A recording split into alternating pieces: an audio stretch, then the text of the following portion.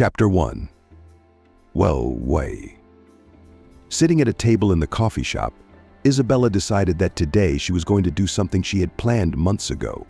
She once again reached into her purse, peered into the far corner, and stroked the glass vial containing the poison with her slender fingers. And now she was mentally contemplating the realization of her plan. It's going to be a regular family night in with the Brown family. This family lives in a big and beautiful house, which was recently bought for how many millions? The head of the family, Michael Brown, runs a large corporation. Isabella used to really like to think that such a person has certain qualities.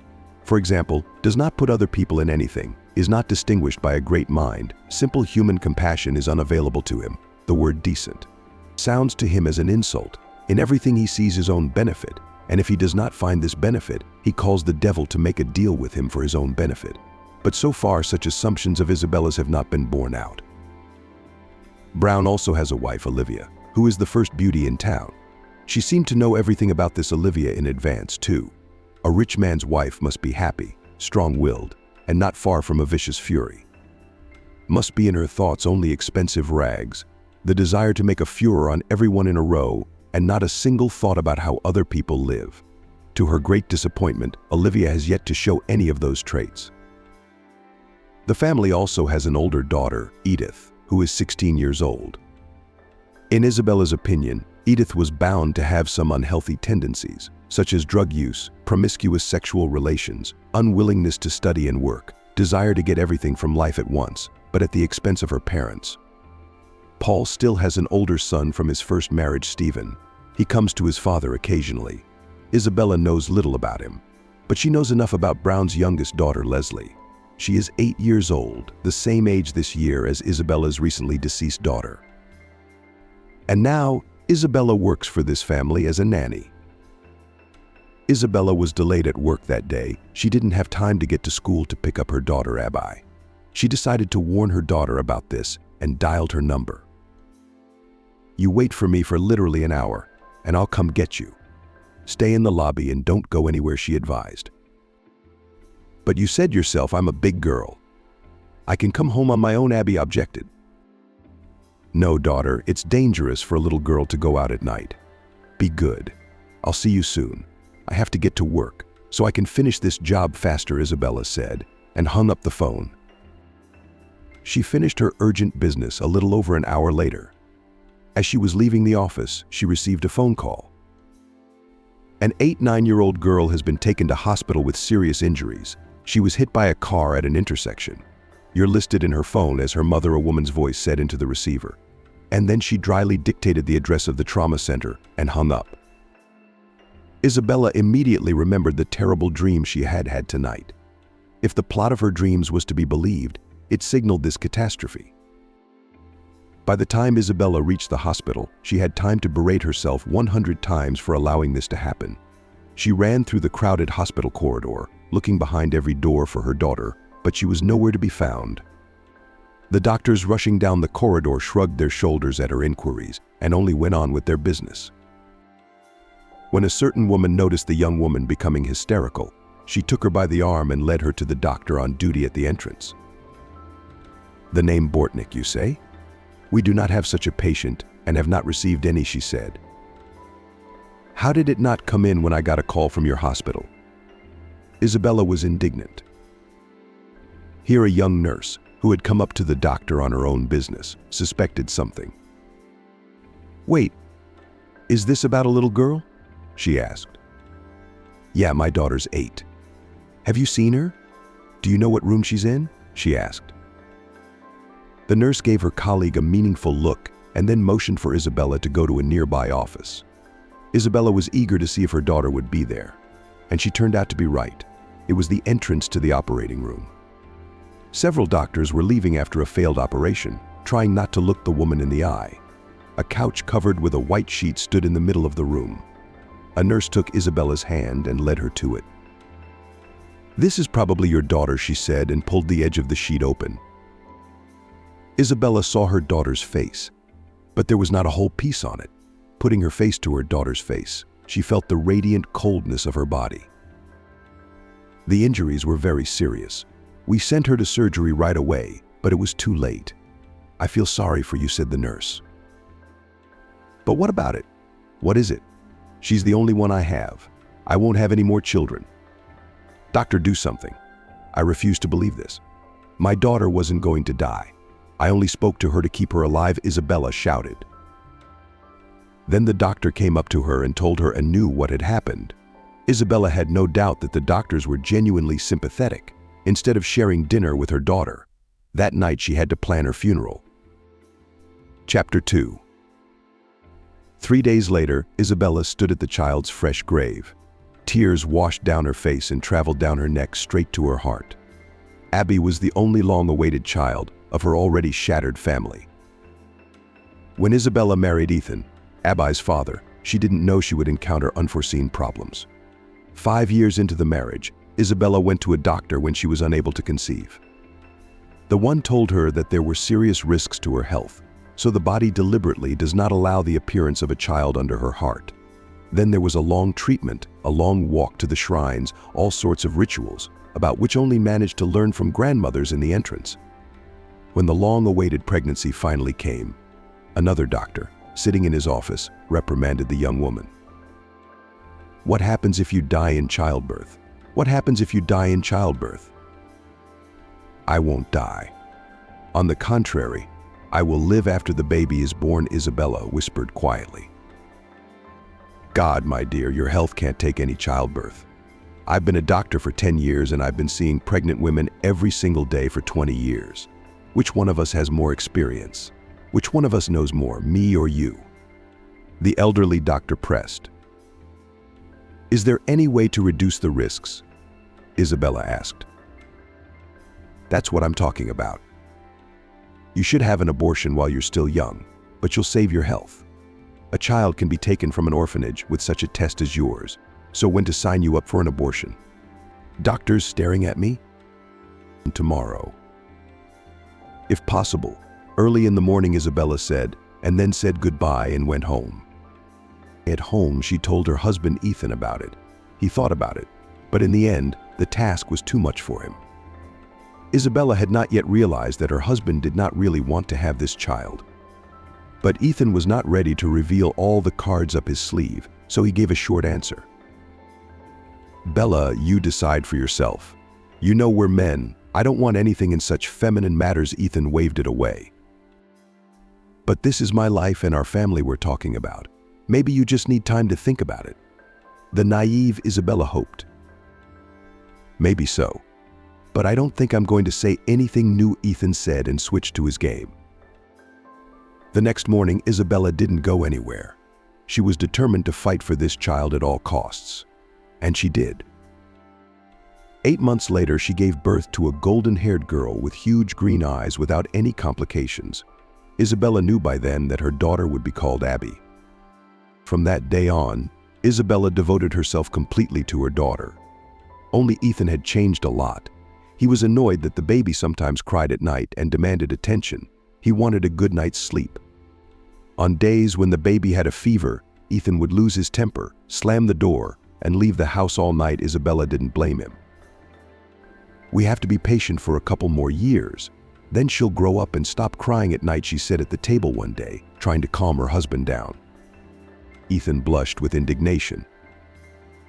"A couple years? You want me to sit up early? Or do you want me to have a nervous breakdown? I don't recognize you. Didn't we dream of having a baby all these years? Didn't someone promise us it would be easy? Or did we grow up on our own? Maybe you should ask your mom what it's like to raise a baby. Let her tell you her experiences up to the time you started walking on your own feet," Isabella said indignantly. "What does this have to do with my mom? You've always hated her. Every chance you get, you bring her into the conversation. By the way, she treats you like a human being and even cares about you," Ethan said. "You did? I didn't even realize it. How could I know about it when in 4 months the grandmother hasn't visited her granddaughter once? And she lives an hour away from here, by the way," Isabella said, "because she knows she's not welcome here. If you say such things about her behind her back, I dread to think how you really feel about her. I'm going to tell my mom that she has a claim on her, that she didn't care enough. Now she has to bear our worries," too, Ethan said. Again, in a fit of anger, he slammed the door and left the house again all night. Isabella assumed by default that he had gone to his mother's house to sleep. But later it turned out that the mother was just an excuse, and her husband was definitely not getting enough sleep. Later, all of this resulted in a divorce. By then, Abby was 4 years old. The sweet girl invented wonders of childish ingenuity every day to somehow attract her father's attention. But her father never took a fancy to her. When Isabella explained that they would now live apart from her father, Abby refused to believe her. That's because Daddy has a lot of things to do. He's a good, caring man. He earns money to buy toys for you and me. When Daddy finishes work, he'll come home right away, Abby repeated. But not 5 minutes passed before she began to realize reality. What's taking Daddy so long? It's nighttime. Everyone's gone home to bed. It's time for Daddy to go too. Maybe he's ringing the doorbell and we can't hear, she said, and ran to the front door. It was painful for Isabella to watch. She even went to a child psychologist about it. The girl has not gotten her father's attention, even when you were married to her father. And now she realizes that in the long run she will never get the love of a father that is rightfully due her, and is so frightened that she deliberately refuses to recognize your truth, explained the psychologist. But gradually the girl was distracted by her new friends in kindergarten. Then the hectic school life began, and she remembered Ethan less and less often. Isabella was cooking dinner one evening. Abby talked about what she had been doing at daycare. Mom, we were drawing flowers. I drew a flower and painted it blue, and Jacob, the fool, said there are no blue flowers. But the teacher said it's not true. A blue flower is called a forest bell. You can make a beautiful wreath out of it for your hair. If my dad comes and asks what to give me as a present, I will ask him for wood bells, and then I will make a wreath and give it to you. Isabella didn't pay much attention to her daughter's words then, just kissed her on the forehead and fed her dinner. She remembered this episode the night she sat over her daughter's lifeless body until morning. She resented the fact that Abby had never received any flattering bells from her father. After a long time, Isabella wiped away her tears and unwrapped the cellophane bag, pulled out the wood bell seeds, and covered the grave thickly. The flowers should be up by her next visit, and then she intended to wait until they bloomed to make wreaths for Abby and herself. Chapter 3. Daniel, I'm not feeling well. I need to talk to you, Isabella said into the phone when she finally reached her policeman friend. Bella, I've been worried about you the last few days. I'm finishing my shift soon, so I think I'll stop by in time to see you, Daniel promised. Daniel always kept his word. A couple hours later, he was sitting in Isabella's kitchen, opening a bottle of wine. I will not drink, Isabella replied dryly. What, still on antidepressants? My friend asked. No, the course ended on a break. I'm just afraid my emotions will come out, Isabella admitted. That's exactly what you need, a couple of drinks, to talk it out, cry it out, maybe even feel better, Daniel said and held out a glass. What's going on with our case? Isabella asked the big question. Had my daughter's killer been apprehended? Bella, I'm sorry, I've been trying all month to get the case handed over to me, but that Streletsky bastard has neither God nor hell. He could sell his own mother for 100R. It seems to me that the perpetrator of the accident hustled. He was detained, but they want to acquit him. They say the car was rented out. Who was driving at that moment is not his responsibility and all that. I promise you, as soon as I get my hands on the case, we'll get justice, Daniel promised once again. You know what I've been thinking? And you know what I've been thinking? After all this time, all this red tape, I don't want him to be tried by the law. It would be enough for me to look this man in the eye. You can help me with that. What do you mean? Just get this man's address from the paperwork and tell me I'll go see him. I won't say anything. I'll just look him in the eye. Maybe it'll bring me down a little bit. That's not a question at all. I can call you right now, Daniel said, and he did call his colleague. Under some insignificant pretext, he had managed to get information about the alleged culprit. It suited Isabella just fine. Within a week, Isabella knew more about Brown than she knew about her own family. In that time, she had a plan in her head for every member of that family to cry the way she had cried for the last few months of her life. And Isabella has prepared a customized plan for each of them. All that's left is to infiltrate the family. For the revenge-seeking mother, it was a simple matter of finding a nanny for her youngest daughter. When Isabella placed the termination paper on her supervisor's desk, her supervisor was adamantly opposed. Isabella, our laboratory opened only 2 years ago. You were one of those who stood at the very beginning, and even now many processes are kept on you. Don't leave, said the chief. Isabella thought for a moment. And let's do this. I'll come back to you in about 6 or 8 months tops, if all goes well. And then you and I will continue working as before. I need to take care of my health for a while, Isabella said. Yes, I understand.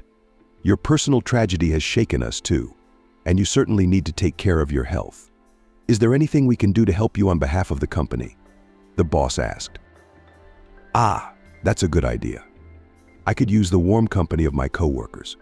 You won't mind if I drop by from time to time, will you? She asked. No, of course. We will be only too happy, the colleagues promised. Then Isabella organized a small farewell tea party for her colleagues, then hurried home to hide a glass vial with a dangerous substance, which would be useful to her very soon. And if she didn't have enough, Isabella would visit her former colleagues and retrieve the vials from there. Turns out the Browns live in an upscale community in the center of town. Isabella had no trouble finding their house. Along the wide road, one after another, stylish houses of enormous size were built one after the other, one more beautiful than the other. Almost every house had its own security guards with exterior surveillance. Isabella was shocked to see it all. If the Baron's house was the same, then she would have to try her best to avoid being seen by the guards when she retaliated against each family member, which meant she would have to start with the guard. But it was simpler than that. Brown had no guards. A beautiful young girl with long hair opened the door for Isabella. I'm here about the nanny the agency sent to you, she said. Hello, my mom is waiting for us. Come on in, the girl smiled. 3 luxury cars were parked in the huge covered yard. Isabella remembered the accident footage, and her daughter had been hit by a black Jeep. And there it was, standing in the middle, no sign of the crime. They must have covered their tracks a long time ago. Isabella's first inclination was to walk over to the car, grab a boulder from the vegetable garden, and smash it to smithereens, but it was too soon. Revenge is served cold, she repeated to herself as she crossed the threshold of the mansion. As she gazed around the interior of the luxurious and glittering decor, a young girl opened the shoe closet and threw a cute pair of slippers under her feet. This is for you, Thomas Lord, sometimes lying on the floor, she said, pointing toward the alibi lying in the corner. Come on, Mom, let's go to your lounge. You'll be more comfortable socializing there, the young girl said, still not stopping smiling. On the second floor in a cozy sunny room, sat a woman in a floor-length dress with a tuft of hair cut out at the back of her head. Isabella stood on the threshold of the room until the woman approached her and held out her hand with long fingers. My name is Olivia. You're Isabella, I assume? She smiled. Bella nodded her head. Mom, do you need anything or can I go? My daughter asked. You're free to go, sweetheart. Thank you for welcoming our guest, Olivia said, and her daughter left the room with the same radiant smile. And so, Isabella, I have a young daughter, Leslie, and we need a nanny for her. She's a little cranky, but I'll help you if we can work together. And do you have any references? Olivia asked.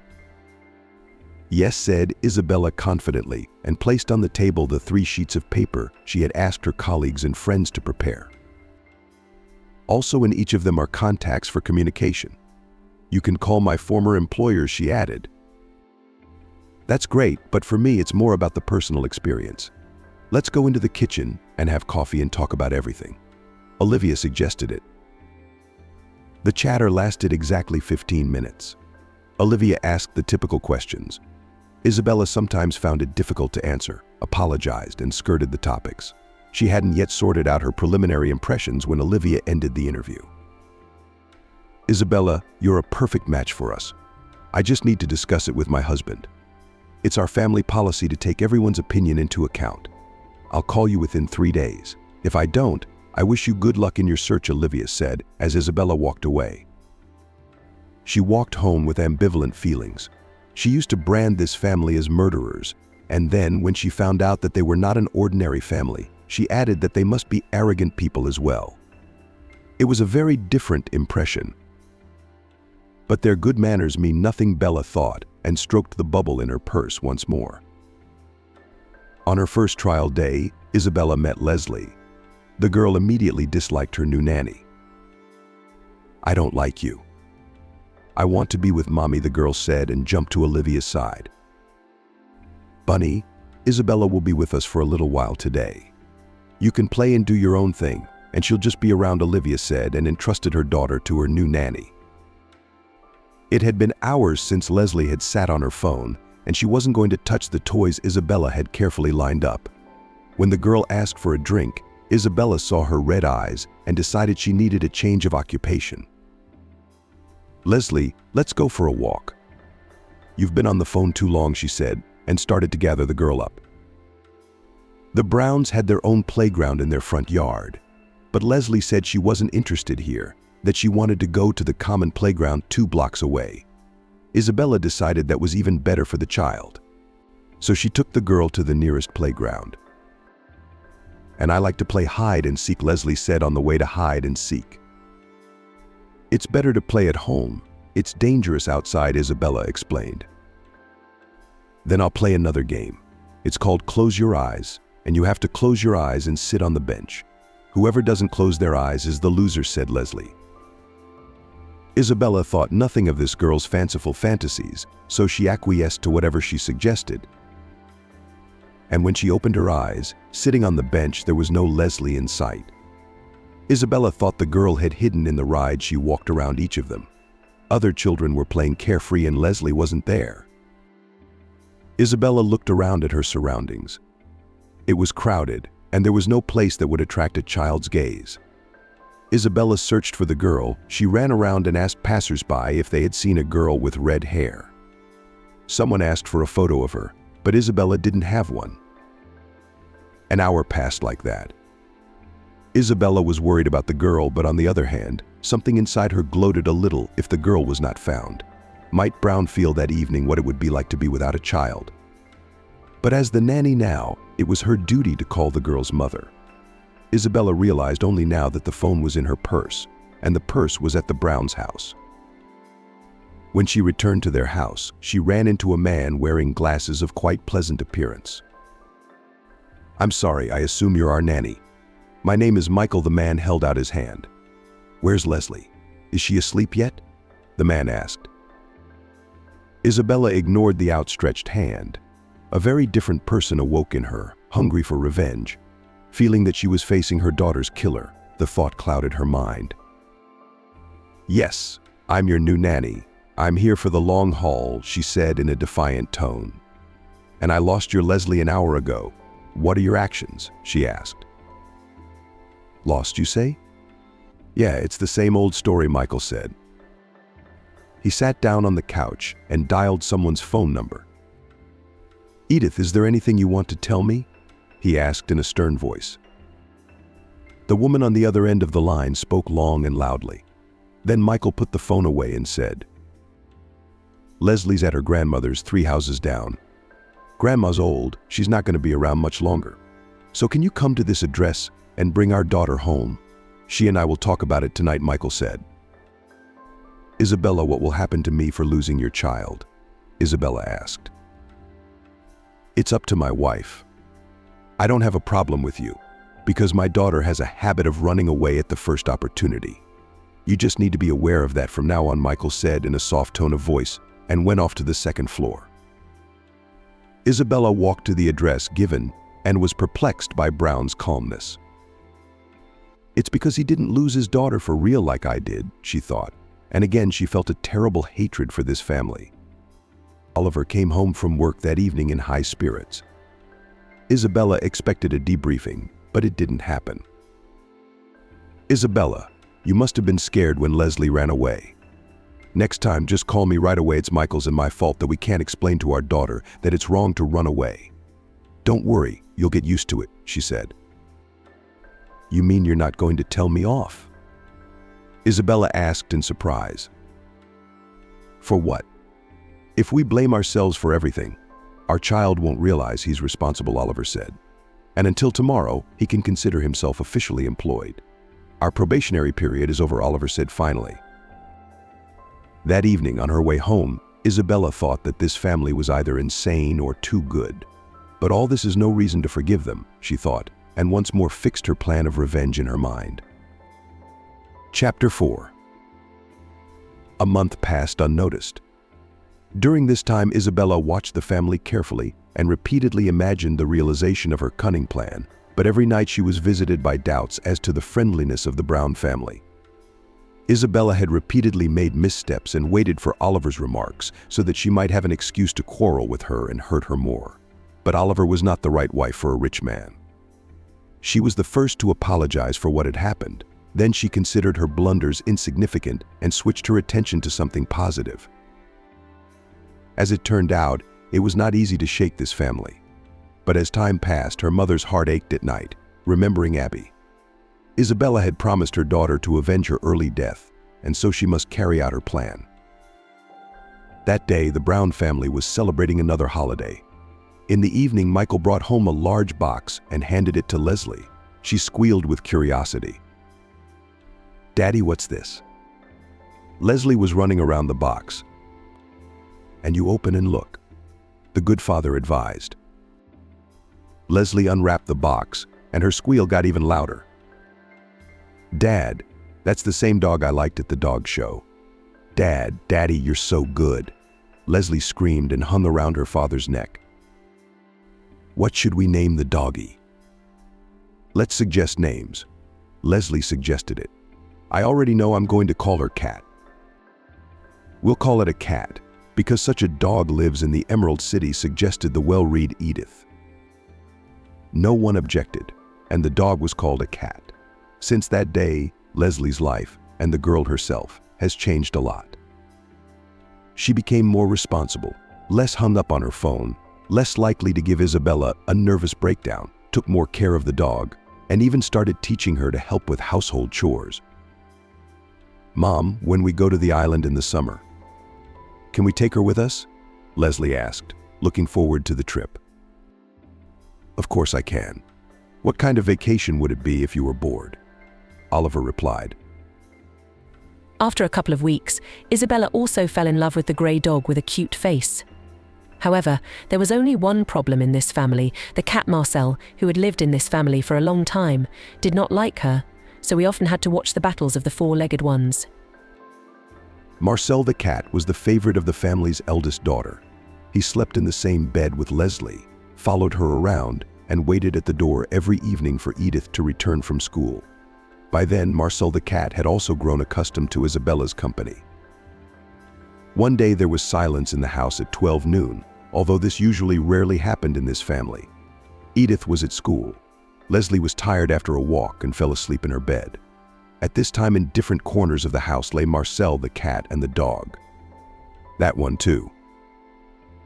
Isabella looked at these pets and imagined how her dead daughter Abby had loved her pets. In that moment, she became overwhelmed with resentment and anger toward this family.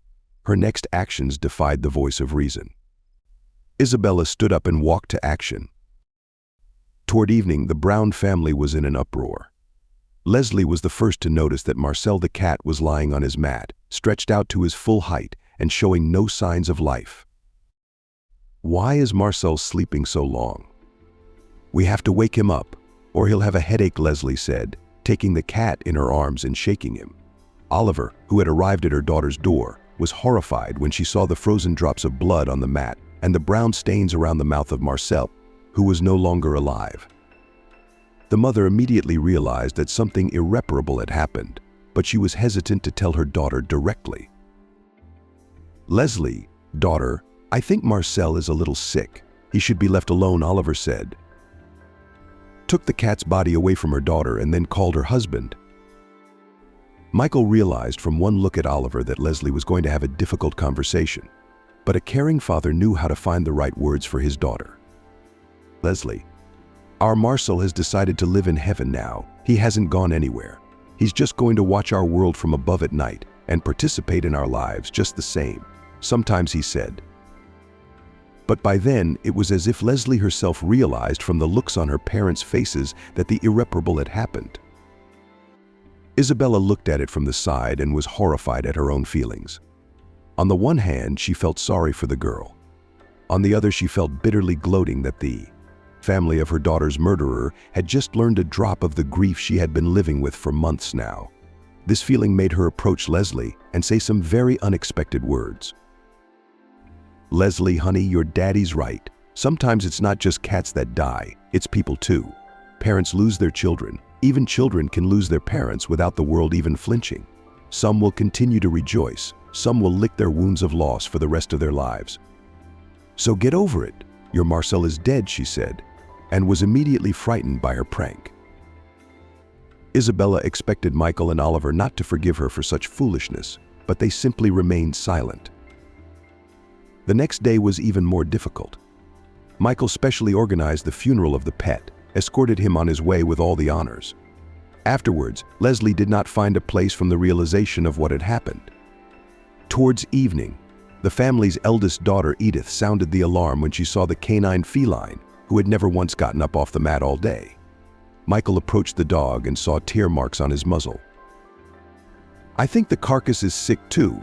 We need to get him to the vet right away, Michael said, and started to pack. But the dog's fate was already sealed. As Michael carried him to the car, he took a couple of deep breaths, then made a short sound, as if saying goodbye, and then closed his eyes for good. Isabella was quite surprised that no one suspected her of what had happened, though when she'd poured the liquid from the vial into the pet's bowls that day, she'd been prepared to bear the consequences.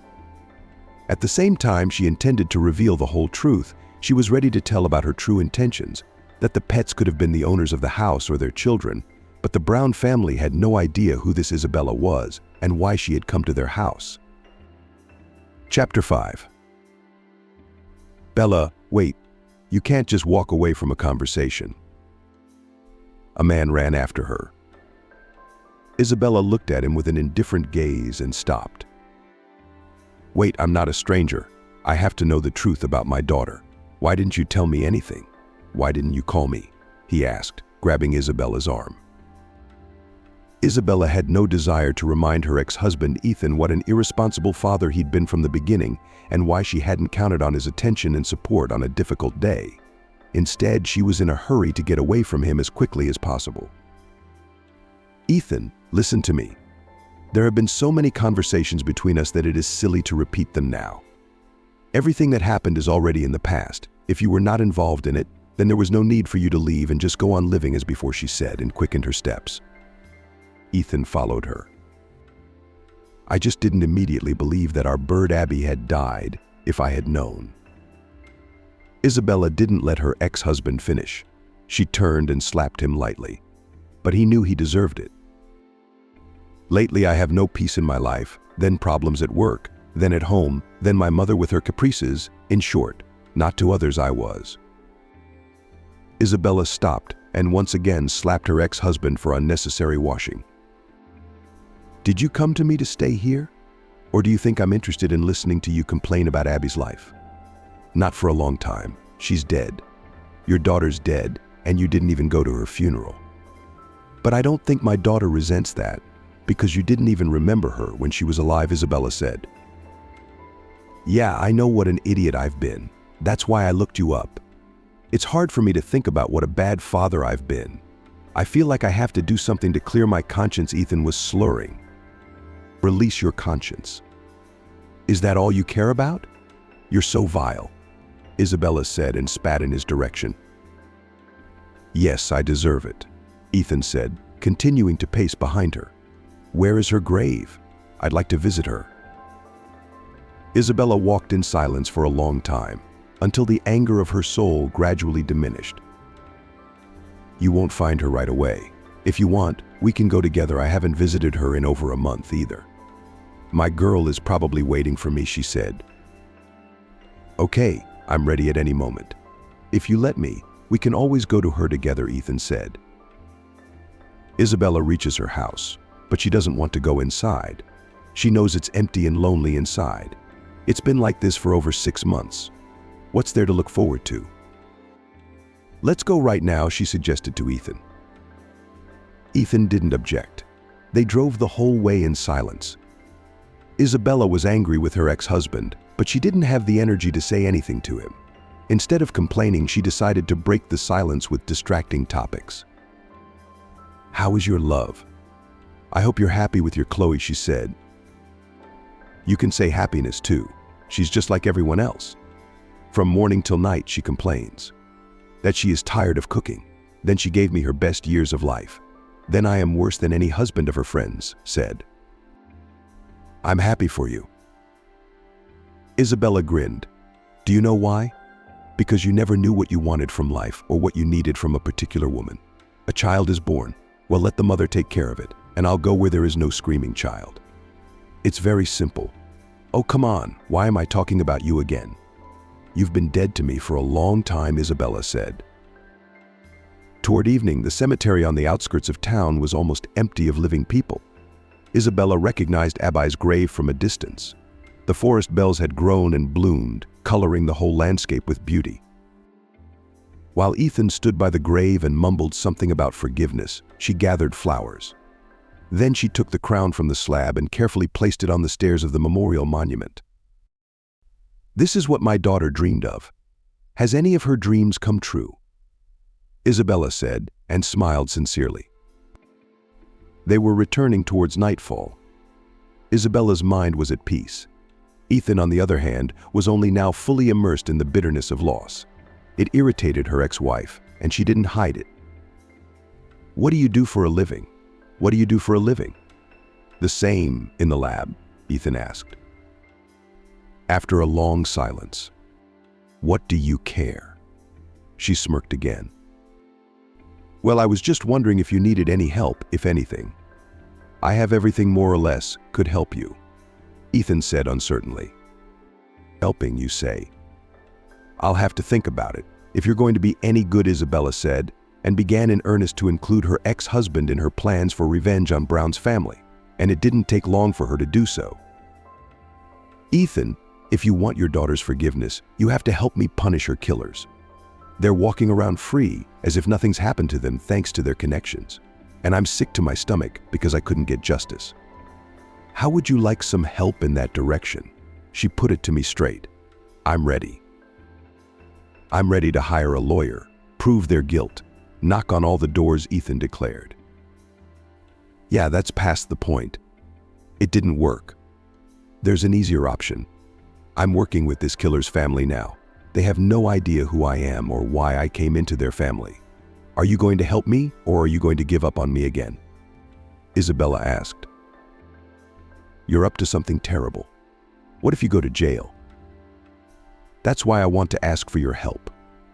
Are you willing to risk as much as I am, or do you value your own peace, as always?" She challenged me. "I'm ready, just in case." "But I get it. You just go live your life like you always do. You can't do anything. Even after your daughter was run over by a car like a blind kitten. You're worthless," she said. Ethan went to his house in thought. Isabella didn't care about his reaction, but he made his own decision overnight. In the morning, her phone rang. "I'll wait for you at your driveway. I'll take you wherever you want to go, and you'll tell me what we should do for our daughter." "I'm willing to do anything," Ethan said. Isabella decides to initiate her ex-husband into her revenge plan. Chapter 6. When Edith left the school and headed home, she didn't immediately notice a nice man following her. When she was distracted by her phone, the man approached her and spoke. "I'm sorry if I'm interrupting you. I'm a tourist. I'm here. I don't know how I got here. My phone's dead. I can't even use the map to see my hotel. It's called the Laguna. Can you tell me which way to go?" Ethan asked. "Oh, I know where it is. It's 3 blocks from here. You need to follow me. I'm going there too. I don't live far from there." "Thank you, you're a big help." "Thank you. And you must be from school? It's obvious you're an excellent student. Ethan went on the offensive. Yes, I'm studying at a private school. I'm graduating this year, and then I'm going to study at the best design academy in Spain, Edith said proudly. It's because your parents noticed your talents and decided to invest in the realization. That's awesome. You should appreciate parents like that. I, too, once dreamed of becoming a fashion designer, but it didn't work out. There was no opportunity, so I grew up a simple programmer, said Ethan. That's cool, too, Edith remarked, and continued on her way. Are there a lot of friends? Ethan asked. A lot of them. They're all cool. We go to a lot of clubs, but my mom doesn't always let me go. I have to get out of it.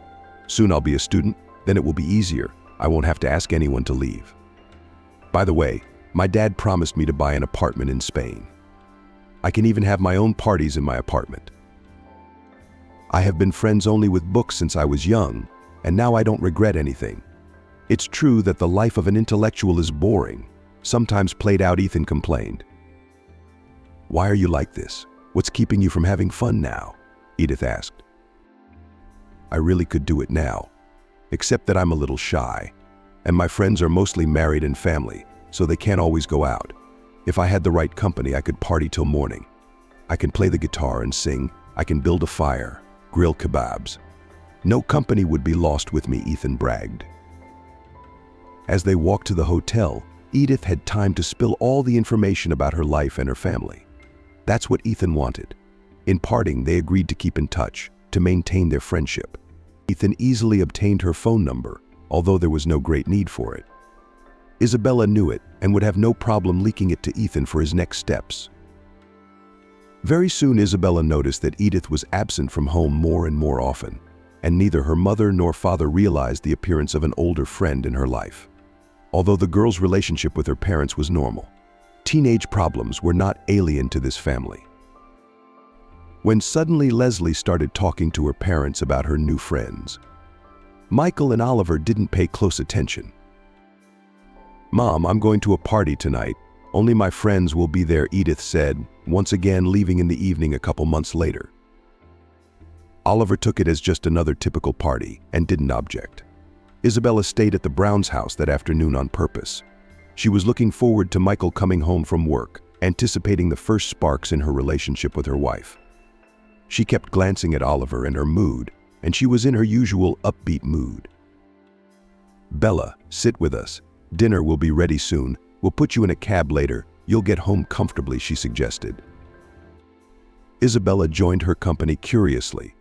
It was the first time Christina had ever spoken to her as woman to woman. I wanted to consult with you about something. Come on, I want to show you something, she said, and led Isabella to her closet on the second floor of the house. Her walk-in closet was larger than Isabella's entire apartment. Each side of the wall was furnished with built-in cabinets and floor-to-ceiling mirrors. Christina opened one of the closets, revealing the contents. Look, Bella, there are only evening gowns here, all worn once, twice at the most.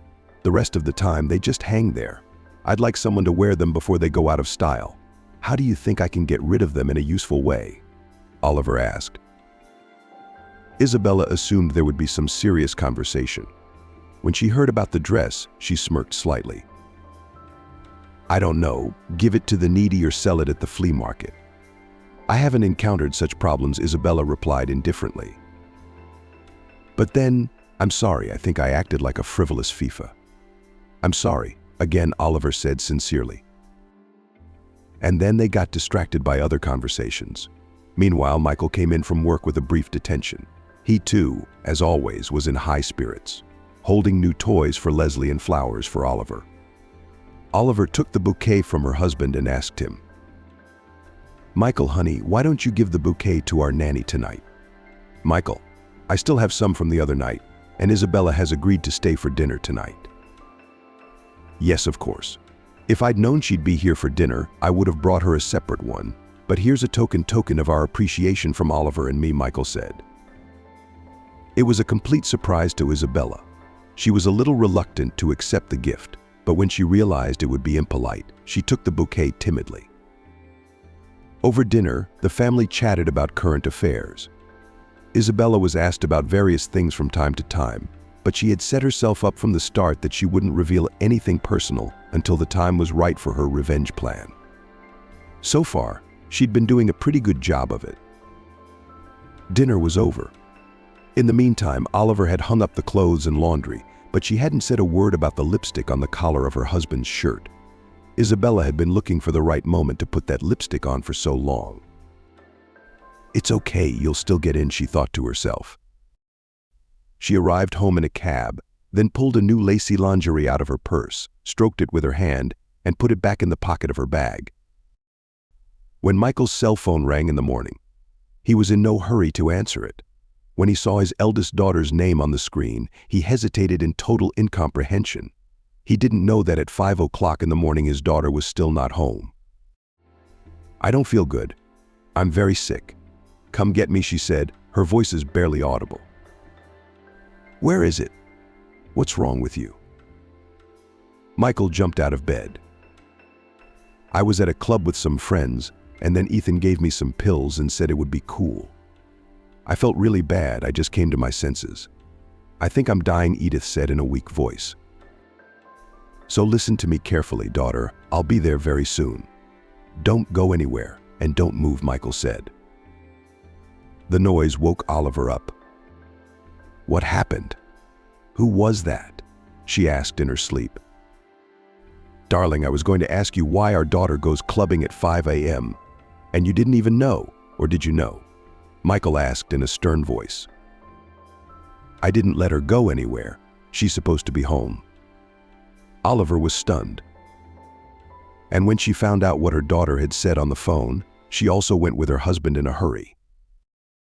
When the parents arrived, Edith was actually in some utility room of the club.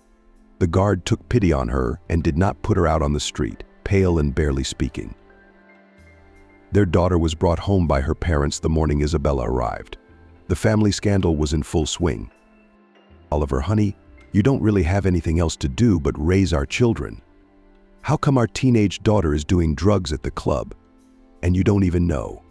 Michael fretted. "Actually, it's your daughter, too. Do you think I enjoy seeing her like this?" Oliver objected. "You're going to be responsible for her every move from now on. She shouldn't have been allowed to go to those club parties in the first place. Edith should be under strict control now, before she completely screws up her destiny," Michael shouted. "Michael, I have no idea how I'm going to control her. First of all, your daughter doesn't listen to me at all. Second, even I alone don't have the strength to deal with her many friends, and there are even grown-up kids among them, so you have to intervene," Oliver said. "Of course I'm going to get involved, honey. I'm not saying I don't care.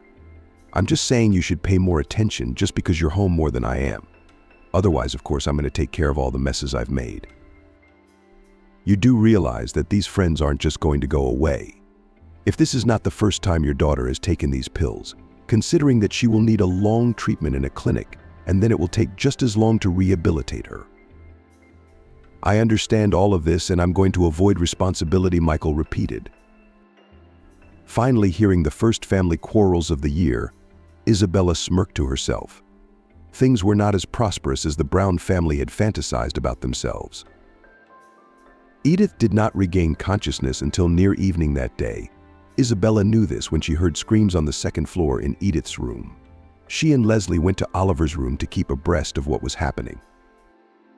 "Mother, I shall die if you don't let me go now," begged Edith. "You're not going anywhere else. You're not going anywhere else. If this is really only the second time, otherwise your father and I will have to send you to the clinic," Oliver yelled at her. "Do whatever you want, but only later, and now I might even jump you. I can't control it. I'm bursting inside. Mom, please, just for half an hour, I'm not going anywhere.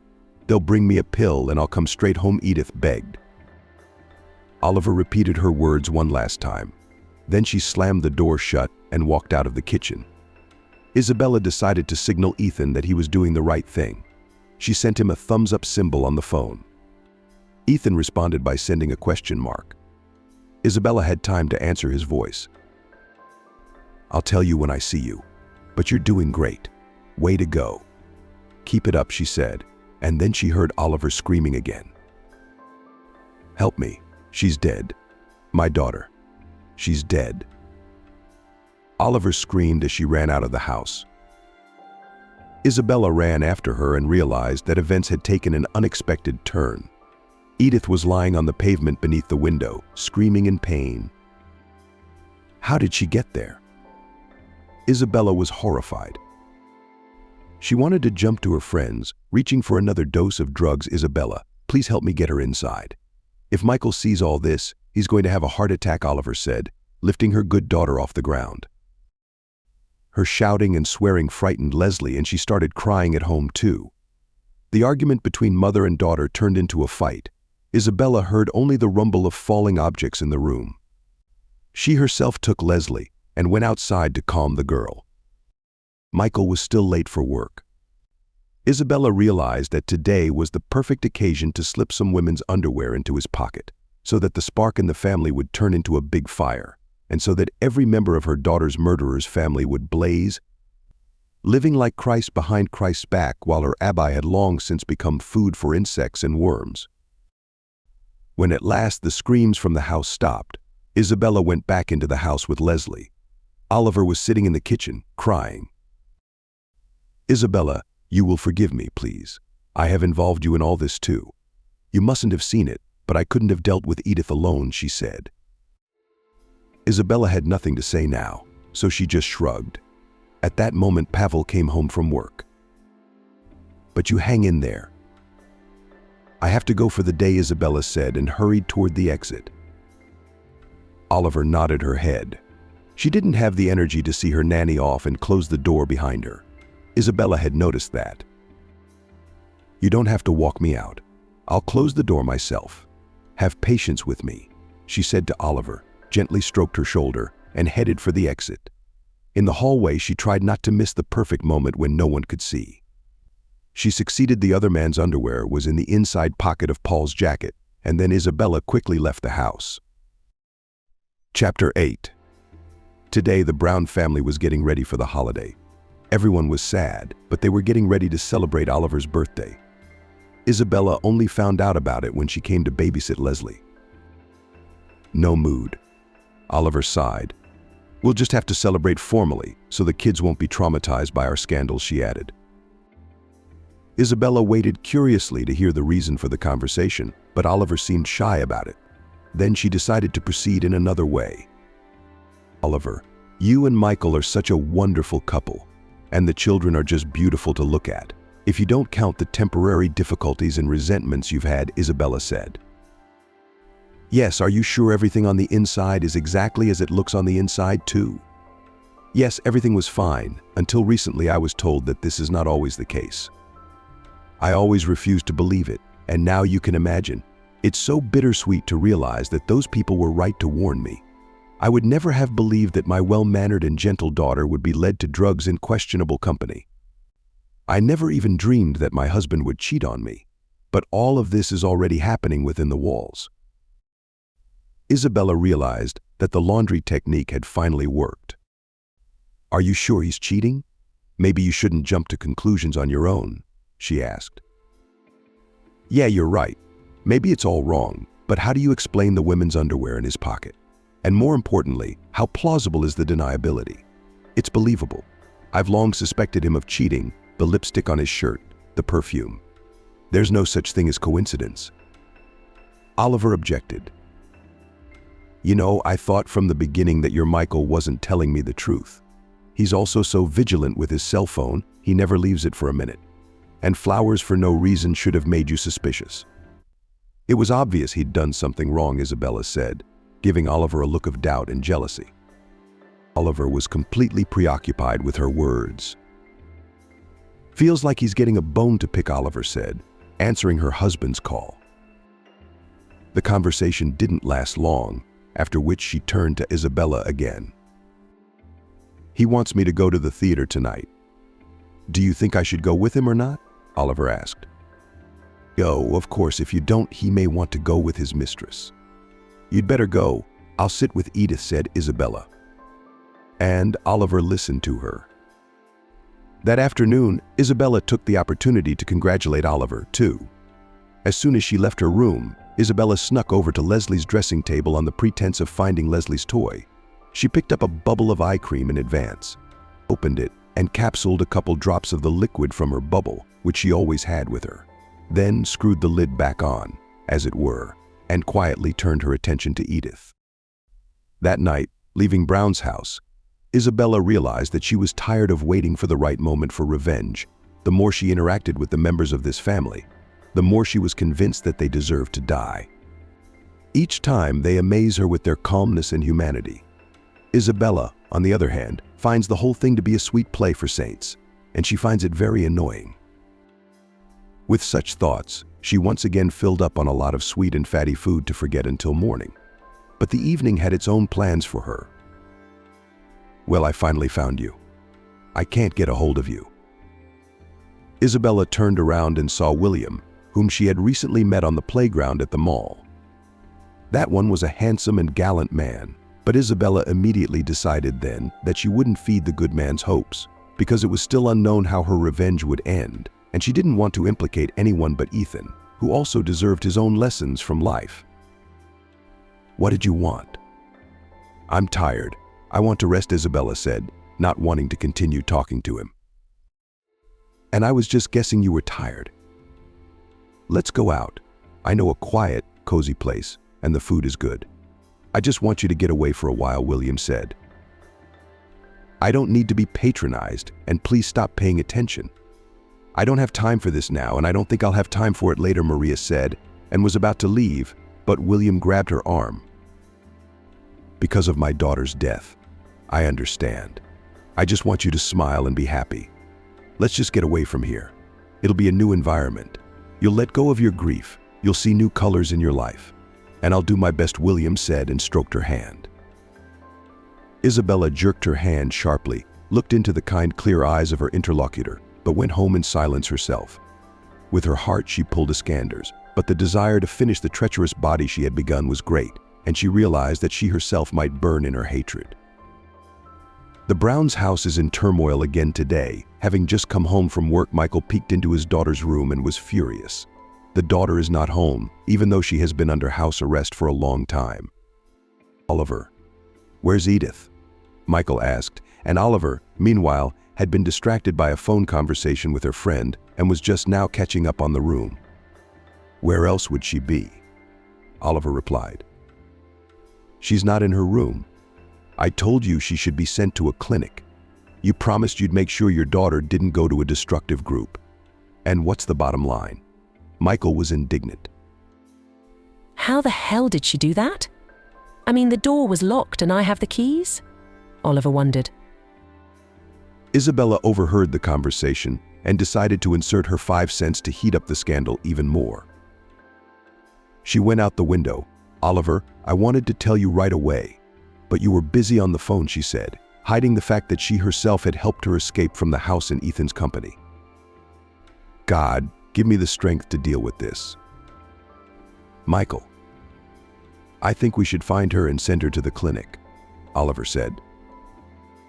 "That's wonderful, dear. Find and bring your daughter home. I've already made arrangements with the good doctors. We'll send her away for 3 months. After the treatment, there's a chance of hope for the best. If, of course, our mother will take her mind off her girlfriends and take care of the children," Michael said. "So it's all Mom's fault. What do we say to a father who's been having fun with who knows who? He brings his underwear home in his pocket, his shirt's covered in lipstick. Maybe the father has some responsibility to the family." Oliver was indignant in response. "You're making this up. I haven't cheated on you with anyone. And if you keep nagging me like this, don't be surprised if it does happen. That's how our dad can still go out and it's Mom's fault. Michael, I've lived with you for almost 20 years, and I think I'm just now getting to know your true colors." Michael didn't argue further. He kissed Leslie and left for the break room. In the meantime, it wasn't hard to find his mother either. When her mother arrived, Edith had just reached the company of her new friends. It was an apartment on the outskirts of the city, where people who wanted to dilute their gray everyday life with a destructive dose of dubious pills specially gathered. Oliver had stormed in there in a rage, but she was a little late. She realized it when she saw her sitting on the couch in the arms of a strange man with an unhealthy glint in his eyes. "I'm gonna lock you all to hell. You're going to rot in jail for ruining my daughter's life," Oliver said angrily. "Yes, we're relaxed. It's a very friendly bunch. Would you like to join us? It'll take the stress away," Ethan said, playing the role of a drunken man. "And with you I will have a short conversation. Let my daughter go," she said, and took her hand. Mama, how did you get here? Did you miss your daughter?" Edith laughed, barely able to stay on her feet. "You go wait for me outside. I'm going to say a few words to a good man." "By the way, where is this good man?" Edith asked, and began to look around with her eyes. "Princess, I promised myself a surprise." "It's almost ready," a man's voice said from the kitchen. Then the good man himself showed up. Meeting the new man, Oliver froze in place. She couldn't believe her eyes and tried to realize what reality she was in. "Daniel," she whispered quietly, looking at her friend Ethan, who had recently met Edith, was about to have an affair with her. "Oliver, are you so meeting?" Daniel wondered back. Earlier, out of his hands, a wine glass. "So why don't you explain to them what's going on here and how my daughter ended up here?" she asked, but she couldn't hide her trembling. "Let's go talk on the balcony," Daniel said, then took her hand and led her away. "You better tell me what's going on in your life. Is it true she's your daughter? How did she end up here?" "I knew right away that bastard Ethan wouldn't do her any good. If I'd known it was your daughter, I would have told you, but it's not too late now. I'm ready to help you," Daniel said kindly. "I can manage without your help. Father, Edith is a self-sufficient man. He'll figure it out." "What are you doing here?" Oliver asked. "Yes, Michael is, of course, the first man in the world. Yes, I'm sorry I dared to question his power. I almost forgot that you always chose him. I'm very happy if you're happy, if you're doing well." "I'm sorry, I was just being emotional when I said that. And I'm sorry we had a bad breakup the other day. I've tried to explain it to you many times, but you wouldn't give me the chance. I was still worried about it," Oliver admitted, thinking back to the not-too-distant past when she and Daniel had an unearthly love affair. Until the promising Michael came into her life. "If it's true, I'm ready to hear you out. I'm ready to hear you out. Let's get out of here. I'll take my daughter home, and then we can sit somewhere and talk about everything, please." "I'm ready to listen this time," Daniel said, looking into her eyes with the same languid gaze. Oliver clearly hadn't counted on such a spontaneous meeting. Confused, she agreed to make time for Daniel. The scandals at home and other family problems were taking their toll on her, so she decided to let her guard down a little and just let her feelings take over. After an hour, Oliver had already brought her daughter home and left her in her room in a conscious state and hurried to the exit. "Where are you going?" "We have to do something about her," Michael managed to say. "Not today. I have a doctor's appointment tomorrow. I need to deal with her questionable friends." "I'll be right back," Oliver said, and left without looking back. By then, Daniel had already made reservations at the restaurant and Oliver was waiting. Only Ethan wasn't having fun on the phone, trying to get through to his friend. "What was that? Why are you here with that mom? We were going to get money out of her. Why ruin everything?" Ethan was outraged. "Look, I didn't expect this major to be the daughter of my first love. Honestly, I'm ashamed of her. I actually promised her that we wouldn't go after her daughter anymore. And you listened to that too. I will not allow my favorite woman's daughter to be hurt. Damn it. Danielle, I'm giving you 2 days to think about it. In that time, you can talk to your love. But don't interfere with my plans or you'll suffer. It's a matter of principle. I've already invested a lot of time and effort to get even with this family. Don't you dare ruin it," Ethan insisted. Daniel realized that Ethan wasn't going to give up his position, so he fake agreed with him. But in fact, he'd long ago gone over to Oliver's side, who was rushing over to him right now with a twinkle in her eye. "Are you happy with him?" he asked at the table. Oliver hesitated. "So it's not that smooth." Maybe you and I have a chance to start over," Daniel asked. "I don't know, I'm confused. I always thought our marriage was strong, that Michael loved me, and it all started with the accident at the crossroads," Oliver said. "What kind of accident?" Daniel clarified. "Don't worry, it was a mess, but Michael handled it. But I felt like something was wrong from that day on. And then it was just a series of bad things, one after another, with no end in sight. I'm really tired of fighting alone. And then Michael seems to be having an affair on the side. He's hiding it from me, of course, but the tracks lead to one thing: he has someone, and he's happy with it. All I get from him is complaints," Oliver recalled. Danielle comforted her in every way possible. After dinner, both were noticeably slow. Oliver was overcome with emotion. She decided to forget about everything tonight. When she came home in the morning and sneaked into the bedroom, Michael wasn't even awake. She was convinced once again that she'd done the right thing tonight, sleeping with Daniel to get back at her husband. When Oliver woke up after lunch with a heavy head, Leslie and Isabella were at home. Isabella handed her a glass of water and some headache pills. "Thank you, Bella. What would I do without your concern? Where's all my stuff?" she asked in her sleep. Daniel took Edith to the clinic, said he'd be late himself. "And how are you?" Isabella asked thoughtfully, stroking the bubble of liquid in the pocket of her dress. "I think I've done something stupid, or not so stupid. I don't know yet. I'm confused," Oliver said. Isabella liked this course of events more and more. She moved a chair and sat next to the bed. "If you want, you can talk it out. It'll make you feel better and clear your head." Oliver trusted the nanny completely by then, so she decided to pour her soul out. I love Michael. We were fine until he took advantage of a difficult family situation and took a mistress. You know, he doesn't even hide his tracks, even though he doesn't disappear in the evenings, but I find evidence everywhere. It makes me feel bad, and the other day I met my high school sweetheart. We were very much in love, then I traded him for Michael. It's been years, and he looks at me with the same tender gaze. We chatted, then went to a restaurant, then woke up in some hotel. He begged me to stay. He'd take me to the ends of the earth tonight. What do you think would happen if Michael found out about this? Oliver asked. The score will be 1-1. He will be offended, but there is a chance that only in this way he will think about it.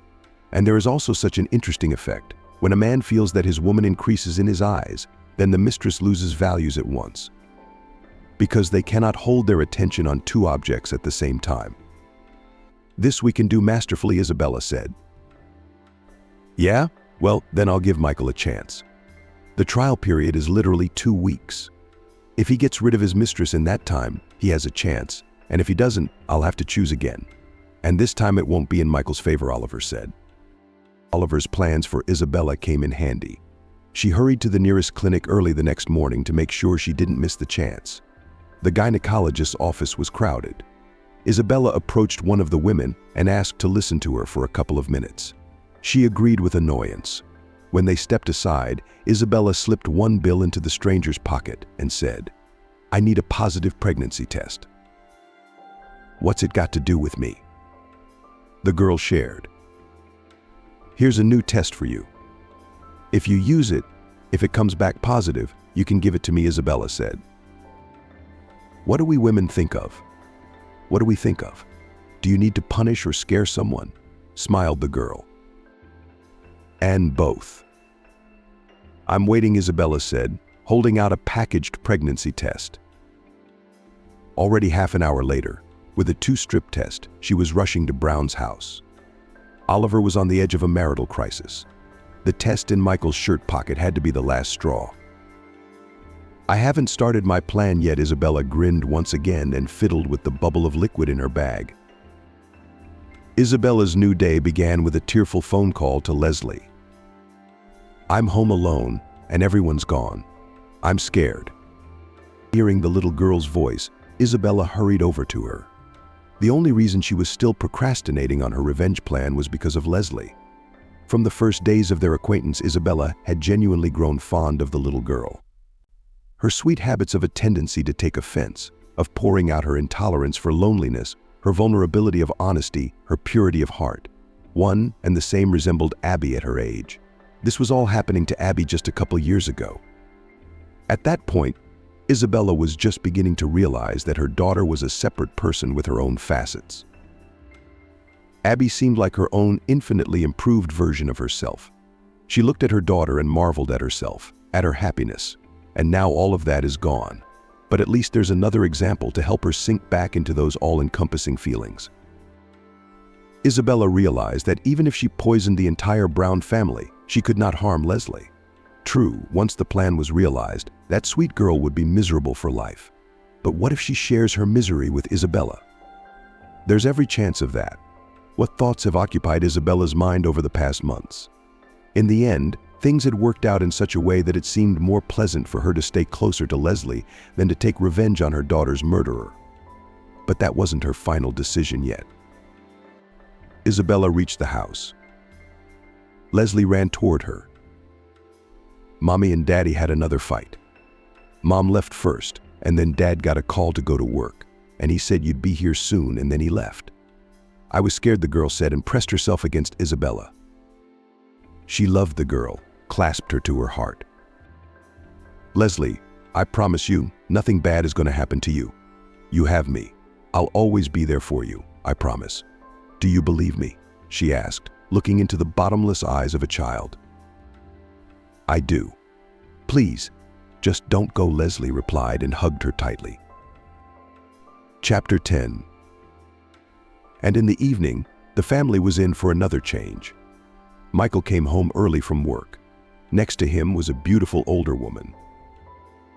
This is my mom, Harper, the theater prima donna. Maybe you've heard of her? Michael said. Leslie jumped into her grandmother's arms. All evening she was happy, and her grandmother decided to spoil her, so she asked the girl for the evening to take her to the children's entertainment center. Isabella realized that her work day was winding down today. Michael asked her to stay late as she got ready to leave. Something wrong? She asked. It's all right. Don't worry, Isabella. I just wanted to talk. Things haven't been going well lately, as you can see. It was another favorable turn for Isabella. She sat down opposite him and said, You mean Edith? How is she?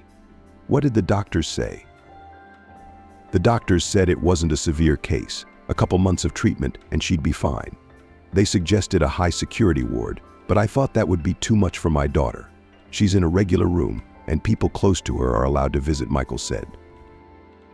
That's good. I think it's better if you don't make eye contact with her for a while, because that's when the therapists work with her. The reactions can be violent. You will only get a new dose of resentment and anger from the daughter. But then it will get easier. Thank you. I'll keep that in mind. It's been resolved, but the consequences of her antics have been unbearable for our family. By the way, I brought my mom into the house because Oliver left me. I'm hoping she did it under stress, so she'll come to her senses soon. I think maybe she should be alone. What do you think? Michael asked. What's going to happen to Leslie? Wouldn't she take her? Isabella was afraid. No, I'm not giving Leslie away under any circumstances. No, Grandma Harper will be with her in the evenings. I think they'll get along. My mom's a wonderful woman, Michael said, his eyes lighting up. I've noticed that. I have some thoughts about Oliver, but I don't know if it's the right thing to say. Isabella looked thoughtful. Michael stared at her questioningly. She told me long ago that a very strong love from her past had reappeared in her life. From my observations, she was not averse to rekindling their relationship. I once heard her tell a friend on the phone that she wanted to start over with him and leave you. I'm sorry if this is too painful for you, Isabella said finally. It was a complete surprise to Michael. So this isn't a temporary crisis, it's a serious decision. Did you check? I think so. She told me about it too. I'm sorry you were so cynically betrayed by that woman. Maybe it's for the best that she left. Because you don't deserve to be treated like that. You're a wonderful father and family man. Oliver just didn't appreciate that. She betrayed you repeatedly. I'm telling you all this so you don't have expectations, Isabella said. That evening, Michael asked to be left alone as soon as possible. Isabella did so. She walked home with a sense of satisfaction. True, it wasn't the whole plan, just the foreplay, but it was working out better than she had expected. From that day on, Isabella began to take extra care of Michael. He didn't mind, as he was used to being showered with female attention during their years of marriage. An even warmer relationship developed between Isabella and Harper. Isabella, you're so caring, intelligent, beautiful. We love you very much, but I can see that something is troubling you. Tell me, maybe it will make you feel better, she said one day. Isabella remembered her promise that no one in this family should know the truth about her before her time, so she decided to turn things a little upside down. I just have a temper. I've seen a lot of injustice since I was a kid. I've come to terms with it now, so I try not to get too involved in life's battles. I'm more comfortable watching from the sidelines, she said. Yes, my dear girl. How I sympathize with you, said the older woman. Sincerely. Family. Do I know what a family is? I didn't have one at first. My mom died when I was 3 years old. A couple years later, my dad married another woman and had children of his own. When I was 8 years old, I didn't belong in my house. My stepmother was always fighting with my father because of me, demanding that he put me in an orphanage, but my father couldn't make up his mind. And I didn't want to part with my father. Then I think my stepmother decided to take revenge on my father. At first, she had just friends. Then we became close friends, often spending time together when my father was away on a watch. Then I realized they weren't just stepmother's friends. They were lovers, taking turns coming to see her, and at such times she would give money to her children and send them to the park. And I never saw the money or the park. One winter day I got so cold that I was sick for a long time, so I wanted to put an end to this outrage. I decided to scare everybody. If you remember, at that time the kids were having fun with firecrackers. I crawled under my stepmother's bed and waited for her next lover to arrive. It didn't take him long. And so when they started tumbling around in bed, I quietly lit one firecracker and tossed it under the windows. At the sound of the explosion, the lovers flew from the bed to the floor. But they didn't see me. They thought that someone had planted the firecrackers through the open window, Isabella said. Harper laughed until she was in tears, clutching her stomach.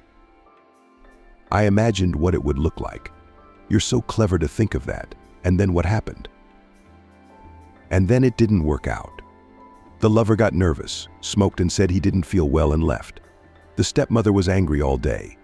And in the evening I overheard her making a date with someone else. When the other guy showed up, I repeated my act. This time I lit 2 firecrackers in a row. Again, I got away with it. They didn't even think to close the window.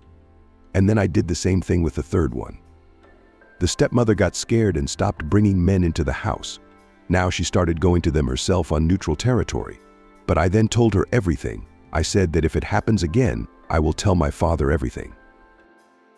After that, she stopped bothering me, started treating me on an equal footing with her children, started buying clothes, giving me money, letting me go to the park. And when I turned 17, we became friends. She was seriously ill then, lying in bed, and asked me to forgive her. I forgave her everything while I was lying in bed with my father, who had an accident. He died suddenly. After that, I was very scared to lose my stepmother. She was my only close person at that time. During the long nights when she was in severe pain, I sat by her side and begged her to live until her children were a little older. I had loved them as my siblings too, but she still died. I promised that I would take care of my younger brother and sister, but my father's sister came and kicked the 3 of us out the door and took our house. I had to leave my brother and sister in an orphanage. I had to leave my brother and sister in the orphanage until I found a job and a place to live, and when I came to pick them up 6 months later, they told me that they had already been adopted by different families. I didn't fulfill my promise. What kind of daughter am I after that? Maria sighed, remembering her past. Bella, it's all so sad. You're a good girl to have stood up to so much hardship. I think you'd do well to find a good man now. I sincerely wish you happiness. There are people like our Oliver, who have never known grief in their lives, but as soon as there are small problems on the horizon, they immediately affect the family. You're not like that. You're different, said Harper. And Isabella realized that her plan to remove Oliver from her throne was also going well. A few days passed and Michael admitted it himself. Isabella. Just Bella. Can I use that from now on? You've been a pillar of strength to our family through these difficult days. Thank you for being here. I don't even know where to start with this conversation. You might think it's frivolous, or I don't know. Michael was visibly embarrassed. I'm not in the habit of speculating. Tell it like it is, Isabella said and stepped close to him. I wanted to say I really like you. From the first day. It's not that I just like you. I think I'm in love with you. Now that's probably a stupid thing to say. I'm sorry, I've just been traveling lately. Michael continued to agonize over the explanation. Isabella walked silently up to him, kissed him on the lips, and said, I heard everything.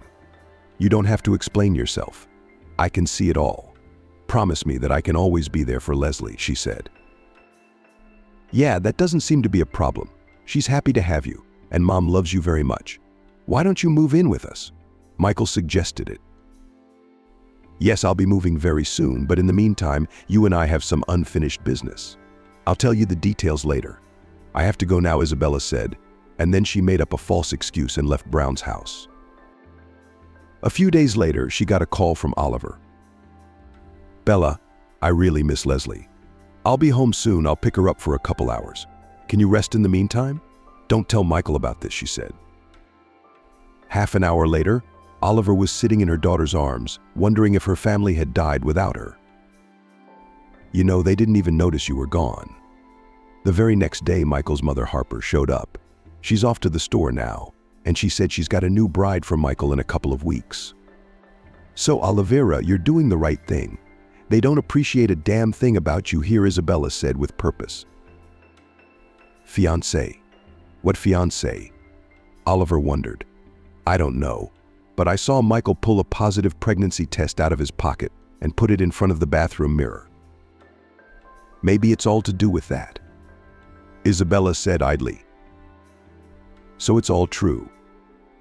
I gave him a hard time about the test too. He kept denying it, which means his mom's helping him get on with his life. Damn, they're so mean, Oliver wept. You were going somewhere with Leslie?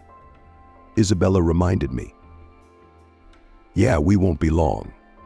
I'll bring her back tonight and then I'll figure out how to take her back to my place. You rest for now, Oliver said. She took her daughter by the hand and left. Left alone, Isabella decided to give herself some rest. First, she made herself some herbal tea. Then she enjoyed that tea with chocolate in Brown's garden. When the time passed 12, she decided to take a bath and lie down. The worst started when she dozed off. Her eyes suddenly watered, swelling. Within minutes, a piercing pain appeared in her head. She could barely find the phone on the nightstand to call Paul. He turned out to be busy with business, promised to call an ambulance. Isabella was now making an effort to somehow reach the door and leave it open before she fainted. It cost her great strength and agony. It was only in the flurry of this agony that she remembered that she had used the very Oliver's eye cream into which she had earlier applied the poisonous chemical herself, but had forgotten in the bustle of her other exploits in this house. She signed her own sentence, she muttered, fainting from the pain on the doorstep. Chapter 11. When Isabella woke up from her long coma, she felt someone holding her hand. She thought she opened her eyes, but there was nothing but darkness in front of her. What's wrong with me? She asked in a barely audible voice. Maria, how are you feeling? She heard Michael's voice. I can't see anything, she said. Yes, unfortunately, that's true. The doctors said your eye membrane suffered severe chemical burns. Believe me, it won't last. They said there was a possibility of restoring your sight if you had a series of operations, Michael said. Serious surgeries. I thought it was irrevocable, Isabella wept. But trying to cry again caused her head to ache terribly. From that day on, she had a new life. Now she was completely helpless in this world. William stayed with her, ruled her, looked in on her every day. What's wrong with Leslie? I won't see her now, Isabella grieved when Michael was near. She's home. Oliver said she won't pack for now, while her grandmother watches over her, asking about you every day. Tell her hello and tell her I love her very much. Don't let her be sad that we won't see each other again. I'll still be with her in my heart, Isabella said. Her words touched Michael. The next time the ward door opened and Isabella froze in anticipation, she felt the touch of small and gentle hands. "You'll be better soon," the native voice told her, kissing her cheek. Isabella put her arms around Leslie's neck at the touch and pulled her close. "Isabella, you're still young and you'll be fine. I just don't understand why you have to go through this ordeal. Oh my God, I can't believe this has happened. Oliver must have kept something strange at home. She has this habit of blaming herself for everything." "No, Harper, this has nothing to do with Oliver. It's not like that," Isabella whispered. After the visitors had left, Isabella thought seriously about Harper's question. What was she in for? Isabella had no trouble finding the answer to her question. It was for her for infringing on someone else's life. For not being able to find the strength to cope with her grief, for not being able to find a new meaning to life after Abby's death. And instead, she came up with a plan of revenge for herself, and gradually turned it into a raison d'etre. But the thought of the injustice of a world in which Abby had already become part of the soil, and the perpetrators of her death walked the earth, breathed the air, enjoyed the sun, did not give her peace. Isabella's discharge day came. "We'll take you in," Michael declared. "Michael, you don't have to make that kind of sacrifice. I can't help you now. I'm just a burden now." "I forbid you to say that, honey. You've forgotten how much I love you. You'll have surgery soon to restore your sight, but in the meantime, you'll be in my care," Michael said. "No, I'm against it. The surgery won't be for a while. I've heard how much it costs. I don't have that kind of money. My family doesn't need to think about money." "Honey, I've already made arrangements with the clinic. I've paid part of the money. I just have to wait for the date," Michael said. Isabella was taken aback by his answer. "Why? What made you decide that?" she asked. "It doesn't matter anymore. Could you have been a stranger to me? I'd still help in any way I could. And when did you become a member of our family? There's no other way. I really want you to be able to see again, to enjoy life, and to make us happy," Michael said. Time passed, but the surgery was not rushed. "Money. There's been a glitch in my business. Just a little more, and I'm paying full price. Then we'll go to the doctor," Michael said. But that wasn't what bothered Isabella. It was Michael's strange conversations on the phone. Every evening someone would call him. Michael would go to the balcony and talk for a long time in an elevated tone. Isabella decided not to interfere in his case, began to obediently wait for the day of the operation. There were 3 people in the room, not counting Isabella. Breathless, they waited for the doctor to remove the blindfold, which took several minutes. 1, 2, 3. "Careful, open your eyes." One by one, the doctor spoke leisurely. Isabella didn't manage to do it right away. "I kept pulling to cry with joy. When she opened her eyes with great difficulty and saw the white light, she screamed with joy. God, I'll never again," she pleaded. "Honey, what are you talking about?" Michael asked, hugging her. "I'm talking to all sorts of people. Michael, thank you so much for the surgery. You have no idea how much I appreciate it," she said in a simple one-word statement. Finally, Isabella was able to go to her house on her own. On the way, she looked around and all around her, stopping near beautiful places to take in this world. Everything in her life so far was beautiful. Until one evening, she once again heard Michael squabbling on the phone. "Who's bothering you in there?" she asked. "I don't want to upset you." "Don't worry about it," Michael said. "His name is Ethan." "Is that correct?" she asked. "How do you know? Does he know you?" Michael wondered. "I told you, I've been hearing your phone conversation for a long time. You called him by name more than once." "Yes, that's right. He's the scumbag who got my daughter involved in unhealthy companies. I didn't tell you that my daughter escaped from a drug rehab. She had a breakdown, got back on the pill. I had a hard time getting her back. Now this bastard's blackmailing me to keep Edith if I don't pay him. It's not much, a couple million. Does he want to go to another city? Yeah, I'll get some more money soon and then he can get the hell out of here. It would be safer that way, Michael said. After hearing this, Isabella gritted her teeth and thought half the night she decided to talk to Ethan at all costs and appeal to his conscience. The meeting took place a couple days later. Are you not ashamed to make money out of your daughter's death? Isabella asked. You kind of brought me into this in the first place. We were going to punish this family. It's clear that we can't do it legally, but at least it wouldn't cost them any money, Ethan said. Calm down, Ethan. This whole thing is creepy. I really regret coming up with this damn plan. I'm putting down my weapons of war. I suggest you do the same. It's not going to do you any good. Ethan only grinned in response. What, did you jump into bed with Rich Michael already? You think that's all you need? What if Oliver comes back tomorrow and kicks you out of the house? Well, that could happen at any time. Or did you have some fantasy of love and romance with that bespectacled guy? I suggest you come down to earth. These people are neither God nor hell.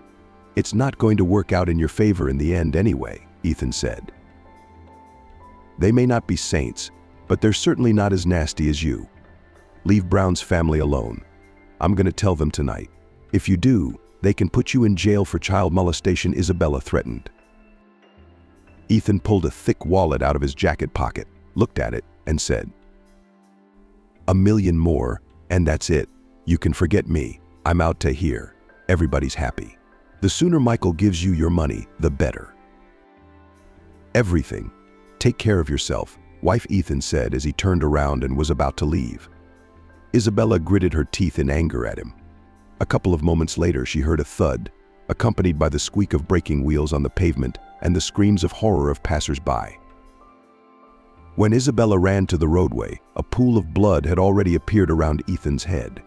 His eyes looked at her as if he wanted to say something, but he couldn't. The medical team that arrived a couple minutes later immediately gave their verdict: the man was dead. When she got home, she saw Oliver on her doorstep. Now the bride has arrived. Why did you hide the fact that you wanted to take my place? You two lovebirds had a hard time getting rid of me. Now you'll be completely happy. I filed for divorce. Leslie will be with me. Edith, too. When she gets out of the clinic, you'll be very happy, she said with a wicked grin on her face. Wait, sit down. We need to talk. Everyone please come over, Isabella said nonchalantly, then clapped her hands together. And that's how everyone else ended up at the kitchen table. So, Brown family, you and I have no more secrets. I came to your family to kill you all. But I changed my mind because I lost myself while I was waiting for the right time for revenge. And now I am laying down my sword before your eyes, she said. She took a vial of liquid out of her bag and poured it into the sink. This was the poison that was supposed to kill each of you for the fact that one of you once ran over my only daughter to death and cynically walked away from responsibility. And yes, Oliver, your husband didn't cheat on you. I set it all up. Michael, I don't love you, but you've been a good man, and I'll leave the rest to God, she said. Then she kissed Leslie on the cheek and whispered a few words in her ear. It was her last day in the Barinov household. It's been 2 years since we moved here. I'm still not used to this heat, Isabella said, lying on the beach. It's only temporary, dear. It's just the pregnancy taking its toll on you, her husband William reassured her. By the way, I didn't like the heat before, when I was a girl wearing a crown of wild bells. My twins are like my sister, too, I think she said, stroking her. Please, cried the girl. She didn't have enough strength to drag this woman into the entrance, but no one could help. The streets were deserted. Selena didn't understand why she was doing this. It was just the first thing that came to mind she put into action. She made one last push, and already the woman was outside the threshold of the entrance. You stink. The girl plucked her nose and wrinkled her nose. She got up and went home. How long am I going to wait for you? Jack shouted to his buddies. Where are you always in a hurry? The guys were just putting on their leather jackets and blazers. I don't like to be late. He stood by the car and stared at the wheels. Nobody's late for anything. Billy came out to him. They had a jammed arrow today. They needed to keep their faces on the ground. How many? asked Jack about the number of people his friends had pulled up. 40 men, one of them shouted. That's enough, he spat and got into the car. It wasn't the first time they'd been together, so they knew what was going to happen. They drove up to a large warehouse. No one was there yet. They started to look around. Not a couple minutes later, cars came from both sides, shooting. Ah! Jack fell to the ground. He grabbed his shoulder. He just couldn't feel it. How? Hey, fell down next to him to take cover behind a car, buddy. I'll live. He pulled a gun from behind his belt. The fight was not for life. Many of them just did not come out of it alive. Get to the cars, the man in charge shouted. But Jack, Sam looked in the direction of the enemy. I said to the cars, then we'll deal with these creeps. He turned and looked at the asphalt, where several lifeless bodies lay. Everyone in the car was silent. No one wanted to talk about what had happened. One thing was clear, there was no need to ever rush into anything. Those guys were saved by the effect of surprise. They saw where and how Jack's men were standing. To the restaurant, the young man said sharply to the driver. They turned, stopped in front of a beautiful building. Jack got out of the car. His cronies followed him. Quiet music was playing in the room. No one was there. Waiter, Jack called irritably, because there was no one in the room at all. Now, a woman's voice was heard. And now she came out from around the corner. The young man fixed his eyes on her. A tall girl with a chiseled figure. Short black hair, snow-white skin, red lips, and a short skirt made her irresistible. Mine, Jack turned to his companions. What do you want? The girl approached and began to smile. You. The young man grabbed her by the waist and pulled her closer to him. What are you doing? I'll call the guards. She was afraid. Don't worry, I won't hurt you. He sat her down next to him. I can't sit here, she looked back. With me, everything is allowed. He looked at her and admired her. They ordered. When everything was on the table, Jack poured in shots to memorialize those who didn't come back with them tonight. Beauty, do you have a name? The waitress sat with them as they did so. Inga, she said, looked at him and smiled. What a beautiful name, and I'm Jack. I feel like you and I were made for each other. He nuzzled his nose into her neck. I think you'd have to know a person a little bit to say that, she coquetted. I don't need anything. I can see everything. He pressed himself against her again. Inge liked that kind of treatment. She had wanted someone to like her for a long time. Today was her first shift at the restaurant, and such luck.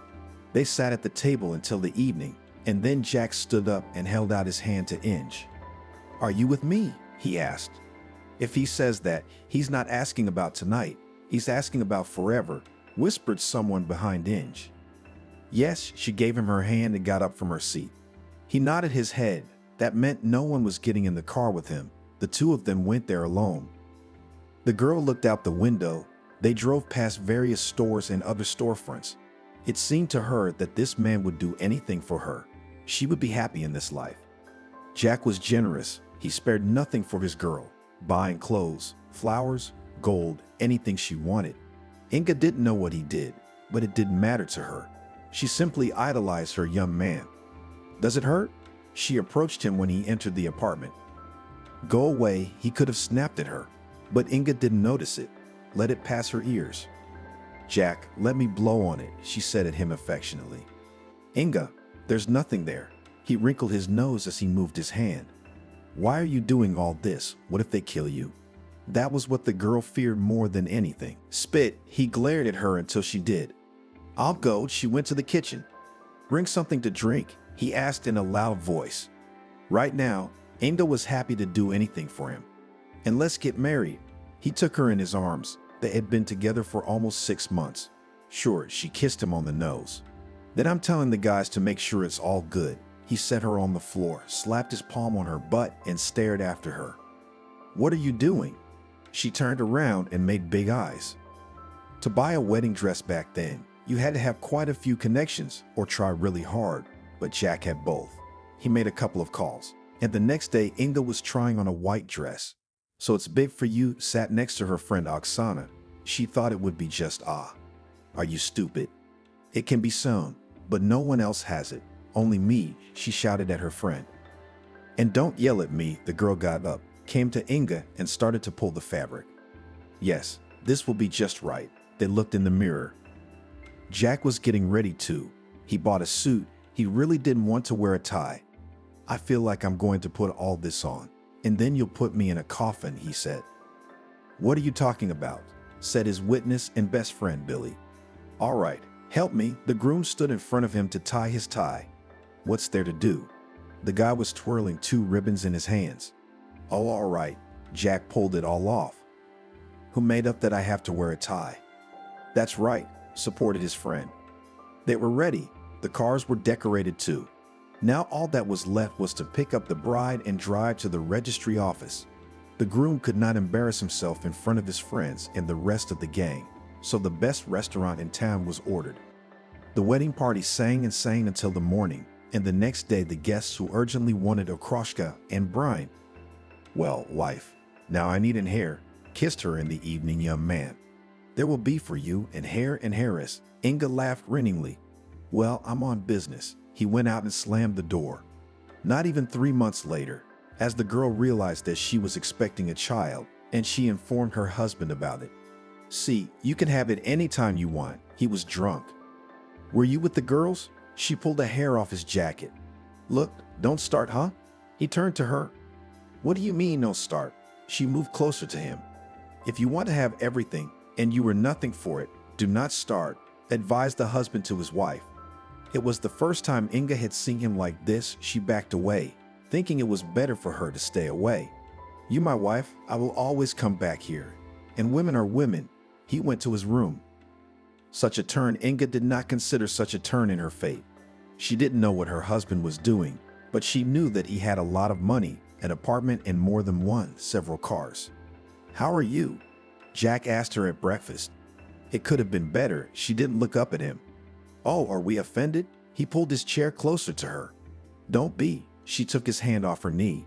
Okay, he stood up and walked away again. The girl looked out the window at him walking to his car.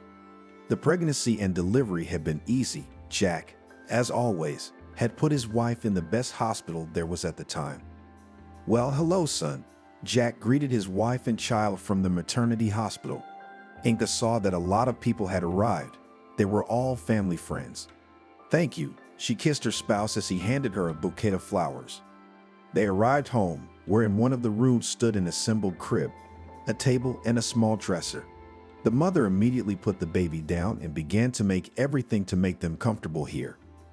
What are you doing? Jack entered the room. Like, a place for me and my son. She stopped and looked at him. There is no me and my son. There is us and my son. This is his room and he will be here alone. The man put the point. Inga was upset about this, but she realized that it was better not to argue with her husband. She spent her days in her son's room, and at night she went to her husband's room. Jack, I think I'm expecting a baby again, she whispered to him one evening. Arnold wasn't even 2 years old at the time. I'm just glad of that. He kissed her neck.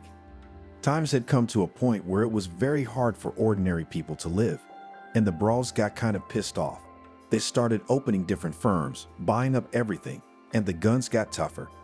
Don't leave the house today, Jack warned his wife. Where are you going? She grabbed his arm.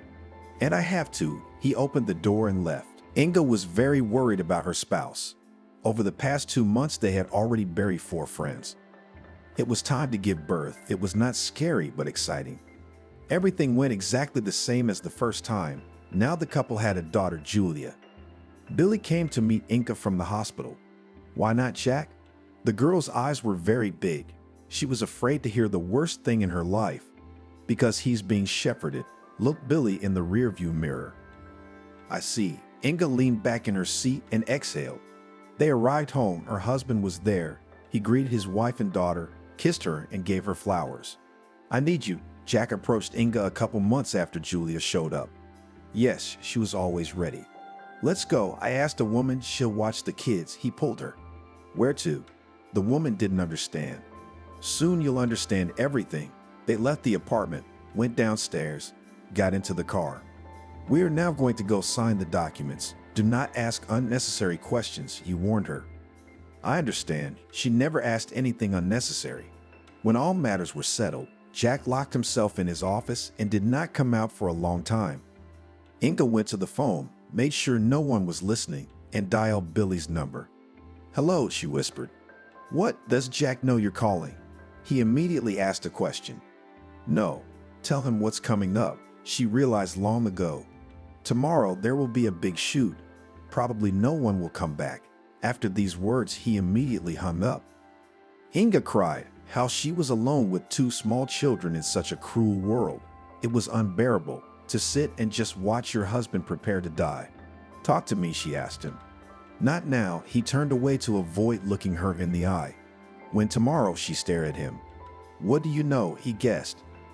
"Practically nothing. It's very serious," she sniffed.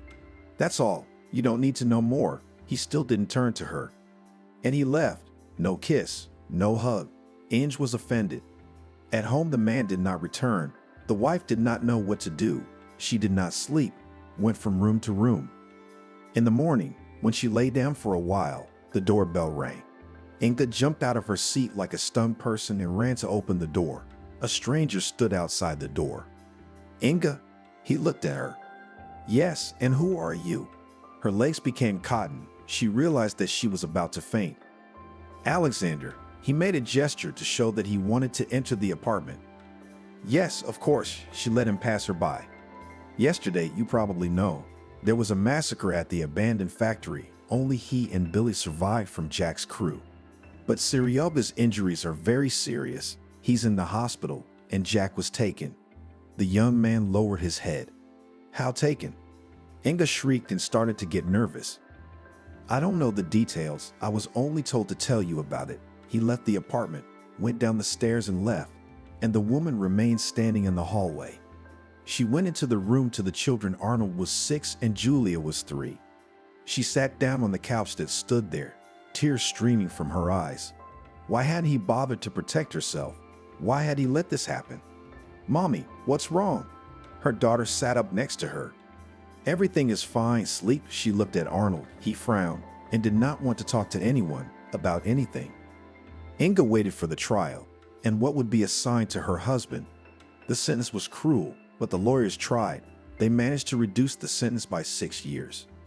Jack had only 9 years left to serve. "Don't cry." One of the wives of those who died pressed Inga to her breast. 9 years, she told herself. "Inga, pull yourself together." The woman slapped her. "What?" She grabbed her face. "Nothing. My husband died. I have children at home and everything else, and you are killing yourself," she shouted at the whole corridor. "I'm sorry." She didn't know what else to say. She returned home. Nothing was interesting. The children came. She fed them, did laundry, cleaned up, did everything else. She was in no mood. "Hello." She came to the phone in the evening. It had been 3 years since Jack had had his trial. "You didn't wake her up?" Billy called her. "No, just put the kids to bed." She lied. Of course, she'd been asleep for a while. "Can I come over to your place?" "Why are you avoiding it?" asked the guy. "Okay." The girl finally gave in. To be honest, she liked this guy since the first time they met, but she'd never told anyone about it. If Jack chose her, she'd stay with him. She'd never been alone with Billy because she was afraid of herself. But now, he'd asked to come over. "Hi." He stood on the doorstep with flowers. "Why?" She looked at the bouquet. "Why, you're a woman, and you like flowers." He was talking nonsense. "Come in." She took the bouquet and put it in a vase. "How are you here?" The young man came into the room. As you can see, she waved her hands. Until now, Inga had saved on everything, lived on the money that was still from Jack, and his friends helped whoever they could. Yes, not much. He listened to Inga's story. "What did you want?" She wanted him to leave. "Just to meet, to talk, to see you." He came closer to her. "Billy, you're his best friend." She looked into his eyes.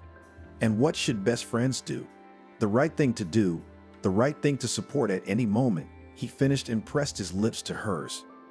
The woman's body so missed the man's caresses, she sagged toward him. Billy picked her up in his arms and carried her to the couch. "Don't," she whispered, but she couldn't tear herself away from his lips. "You're so beautiful." He undid the buttons of her blouse. They kissed. Billy was so tender, and at some point Inga felt someone watching them.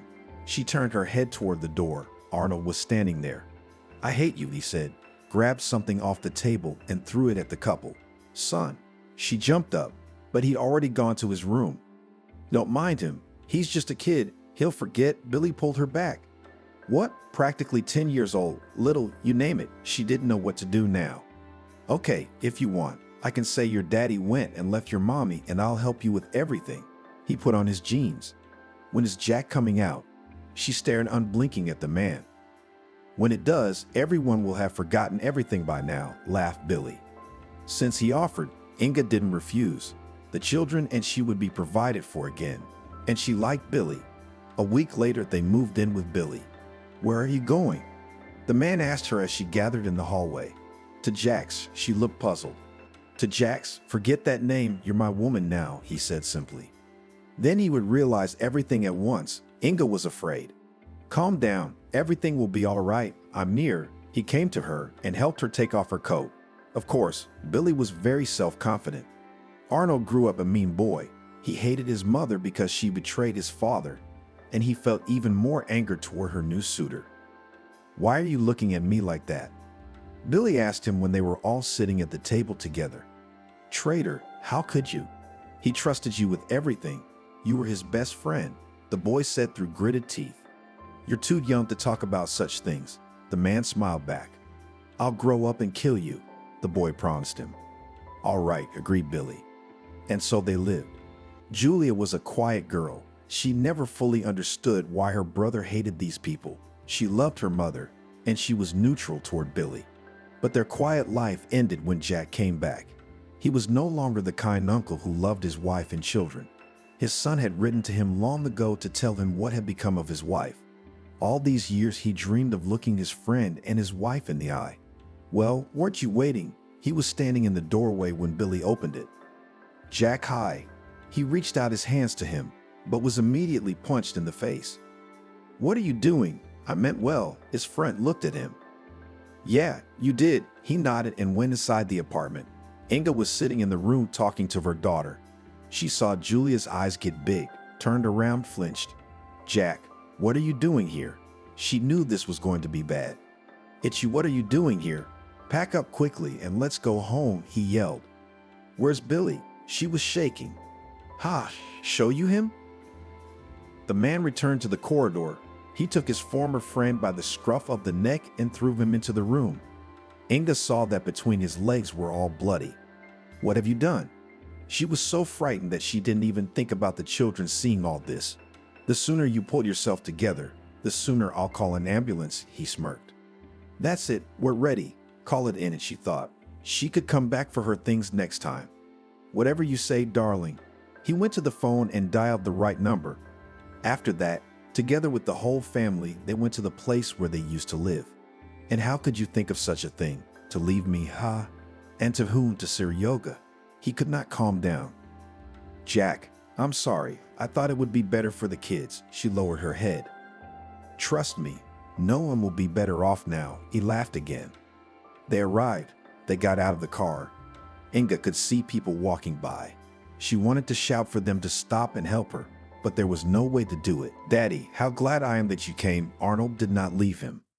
Yes, son, but I'm not very glad. He turned his head toward his wife. She was standing by the mirror. What are you looking at? He shouted sharply. What are you doing? She turned around and didn't understand. He hit her on the back of the head with force. She banged her face against the mirror, shattering it. Those were her first scars. Arnold, call an ambulance, she begged her son. You call it. He stood watching his mother bleed to death. Why are you so angry? She was crying. She was hurt and offended by everything that was happening. Inga saw that her daughter was dialing a number. A few minutes later, their doorbell rang. The doctors were horrified at what had become of the woman's face, but she didn't say who had done it. Slipped on the floor and fell, she told the medic. Yes, she nodded. How bad? She looked up at the medic. Badly, he nodded. Scars. Tears came to her eyes again. There will be. The medic didn't hide it. She returned home with a bandaged face. Julia came to her. She sat next to her mom and stroked her arm. What, Mommy, are you paying for your mistakes? Arnold stood in the doorway. What did I ever do to you? She didn't understand. It hurt to speak. so she turned away and didn't want to say or hear anything else. Jack was busy again with some business. His capital had already increased during the time he had been in the out-of-the-way places, and now they were increasing. He was buying apartments, renting them out, cars, reselling them, whatever he could get his hands on. "Why do you put up with all this? Get away from him," Julia said, when the years of school were coming to an end. "Do you think he'd let me do that?" The woman's body was a wreck. Her husband did nothing but beat her, beating her, tearing her skin, putting out cigarette butts on her legs, back, and neck. Inga cried, but it didn't help. She endured. Julia felt sorry for her mom, but there was nothing she could do either. The girl wanted so much to get out of this house quickly, not to see all these faces surrounding her again, except her mom, of course. "I wish you, daughter, never to experience such a thing." Her mother kissed Julia. "Don't come home unnecessarily." Julia hugged her mother. She didn't need anything from her father or anyone else. She had finished school. Now she was about to enroll. She wasn't going home. Arnold never left his father's side for a minute. When he felt his shoulder next to him, he was so arrogant and cocky. When the man wasn't around, he was silent all the time. "We should change the car." He hinted to his father that he needed a new car. "I'll take care of it myself." The man stopped him. In the evening, when the table was set, the two of them sat at it. Inga did not come out. "Why do you put up with her?" Arnold asked Jack. "Don't you know?" The man was very surprised, for he knew that his son stuck his nose in everywhere he could. "Believe me, no," thought he. "So for love," bit off a piece of meat the young man. "You saw her, what love, and what a beauty she was." The man savored these words. "So why?" The boy kept up. "Then, when the hunt for me began, I signed everything over to your mother, so that I had nothing to take from me. It's a good thing she didn't know what she was signing to, or they'd have ripped me off with Billy," he said, his jowls moving. "I can see why you're so fond of her." Arnold got up from the table. He'd been out a lot lately, traveling to different parties. He didn't arrive alone this morning. "Dad, meet Diana." He introduced the girl. "For an hour or all day?" Pamiki asked. "You what? This is my girlfriend," said the son, offended.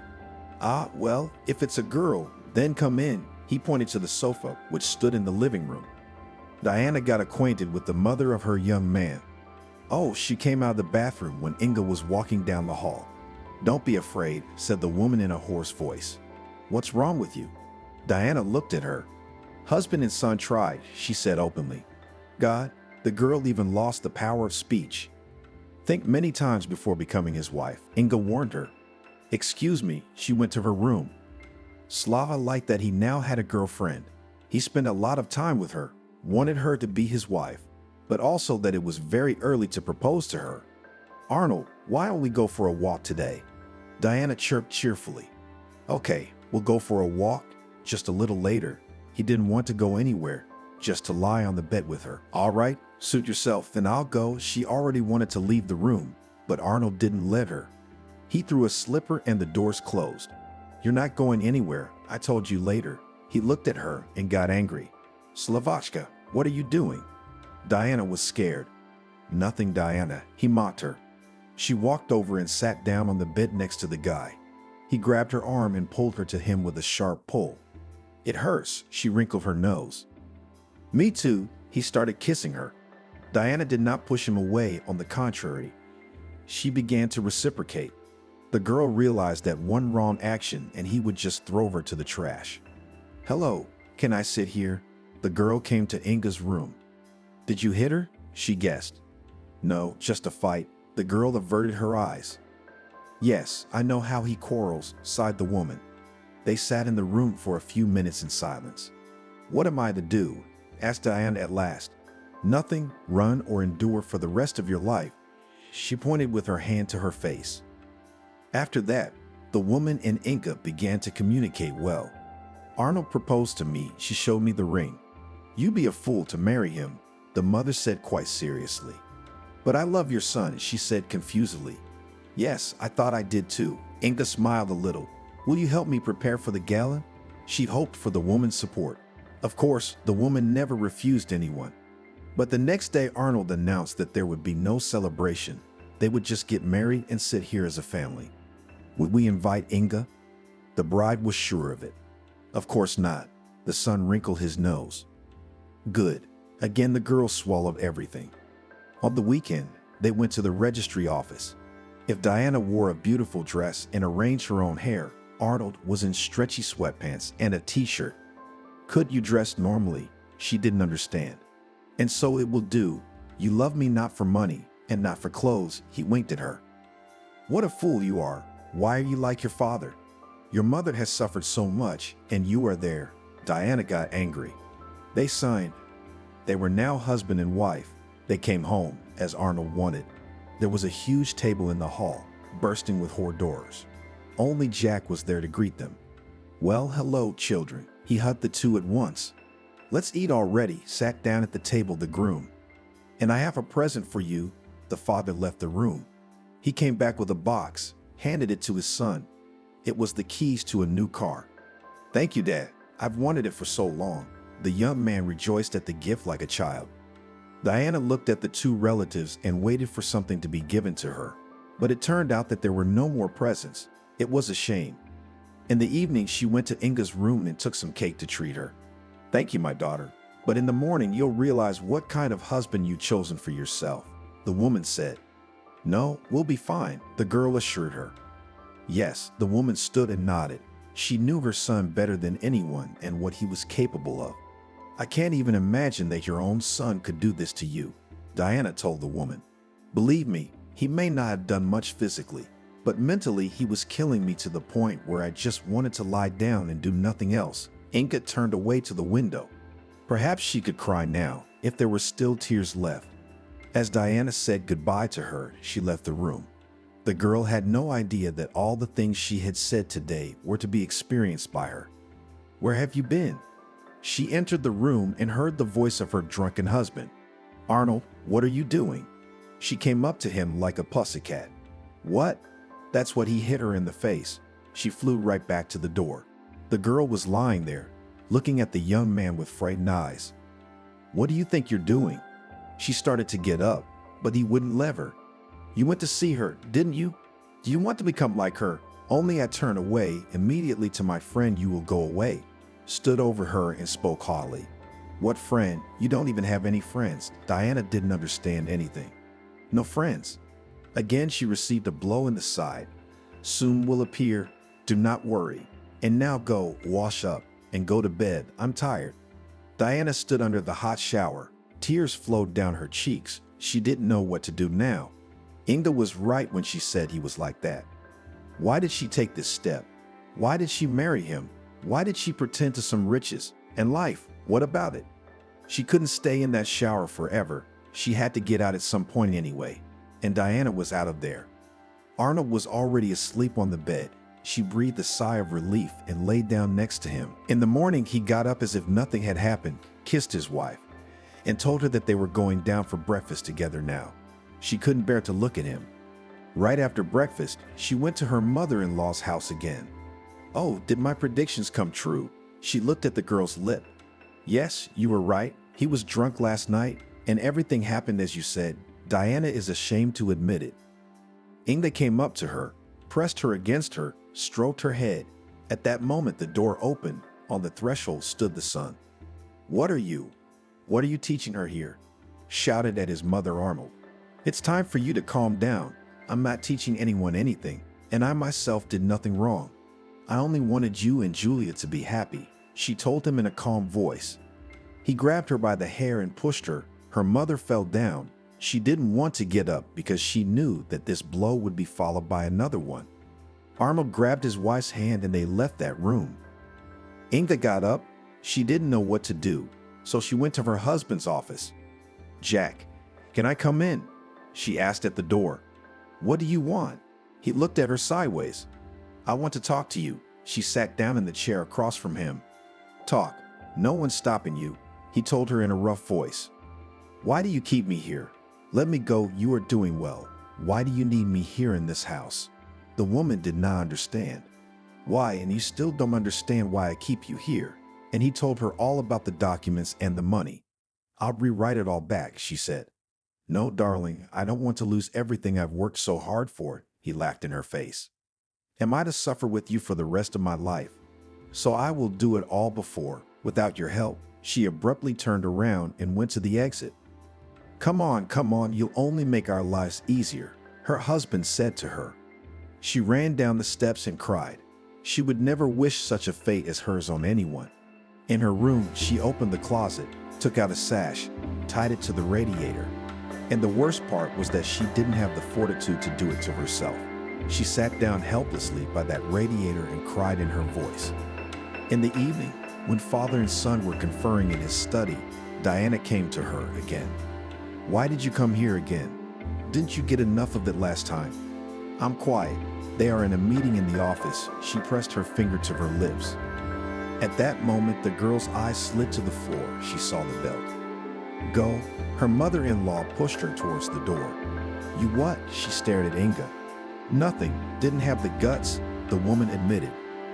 Diana walked out of her room, eyes widened. She imagined what could happen now. Would she have to suffer the same way for the rest of her life? The girl cried for the first time in this house just for fun, out of thought. She went out into the garden, where it was very beautiful. Arnold joined her a few minutes later. Where are you going? He asked casually. Nowhere, I just decided to walk here. She looked at the green bushes. If you go anywhere without my knowledge, you'll be fine, he said knowingly. Arnold, I don't want to be your wife anymore. She looked at him pleadingly. Why not? You've been pleasing me, all to get me to propose. And now what's happened? He made a perplexed face. Let me go, please. She put her hands together. As soon as I get bored of you, you'll go straight to all four sides. He turned around and went into the house. Fool, Diana said to herself and followed her husband. After that, further married life consisted of one thing. He came home. Diane slept with him. She was no good for anything else, according to Arnold. When there was no one else in the house, he and Inga would gather in the kitchen. They might even drink wine and gossip. But that was very rare. Usually both of them were in their rooms. Julia was by this time well into her studies. She knew that she could only rely on herself, so she had to get a profession. Did you get in? Asked her friend, whom they had met on the train on their way here. I don't know. Julia stood with her back to the board where the results were hanging. Girlfriend, I congratulate you, and I got in just to another college. It's across the street. She pointed her finger at the building. At this point, Julia was finally able to tune in and turned around. She had indeed gotten in. Shall we celebrate? Nika pressed her. Okay, just not tonight. I have a headache, she complained. Well, how boring you are, took offense girlfriend. Tomorrow or at the weekend we'll go somewhere, Julia said. Aren't you going home? Nika asked. No, I don't want to talk to my parents, the girl confessed. I see, but I'm going. So it's not fate. They laughed together. Julia did not want to shirk her studies. She chose the profession herself. She entered it herself, and now she wanted to finish it herself. But sometimes fate gives surprises you don't expect.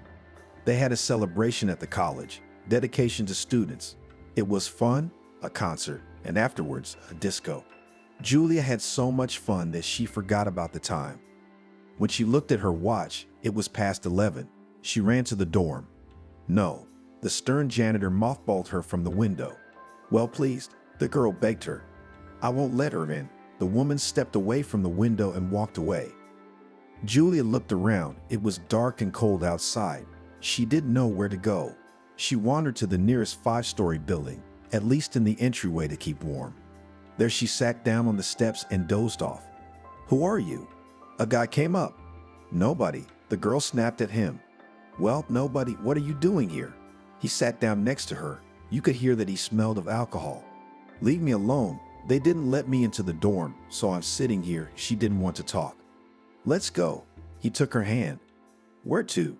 She didn't want to go, so she started to pull away. Don't be afraid, silly. He looked at her and smiled. Julia followed him. She wasn't. At least she'll be warm. Here, I live alone. You can stay here. He led her into his apartment. Thank you, she said quietly. The guy went to the kitchen, put the kettle on, went out into the corridor and watched her take off her shoes and jacket.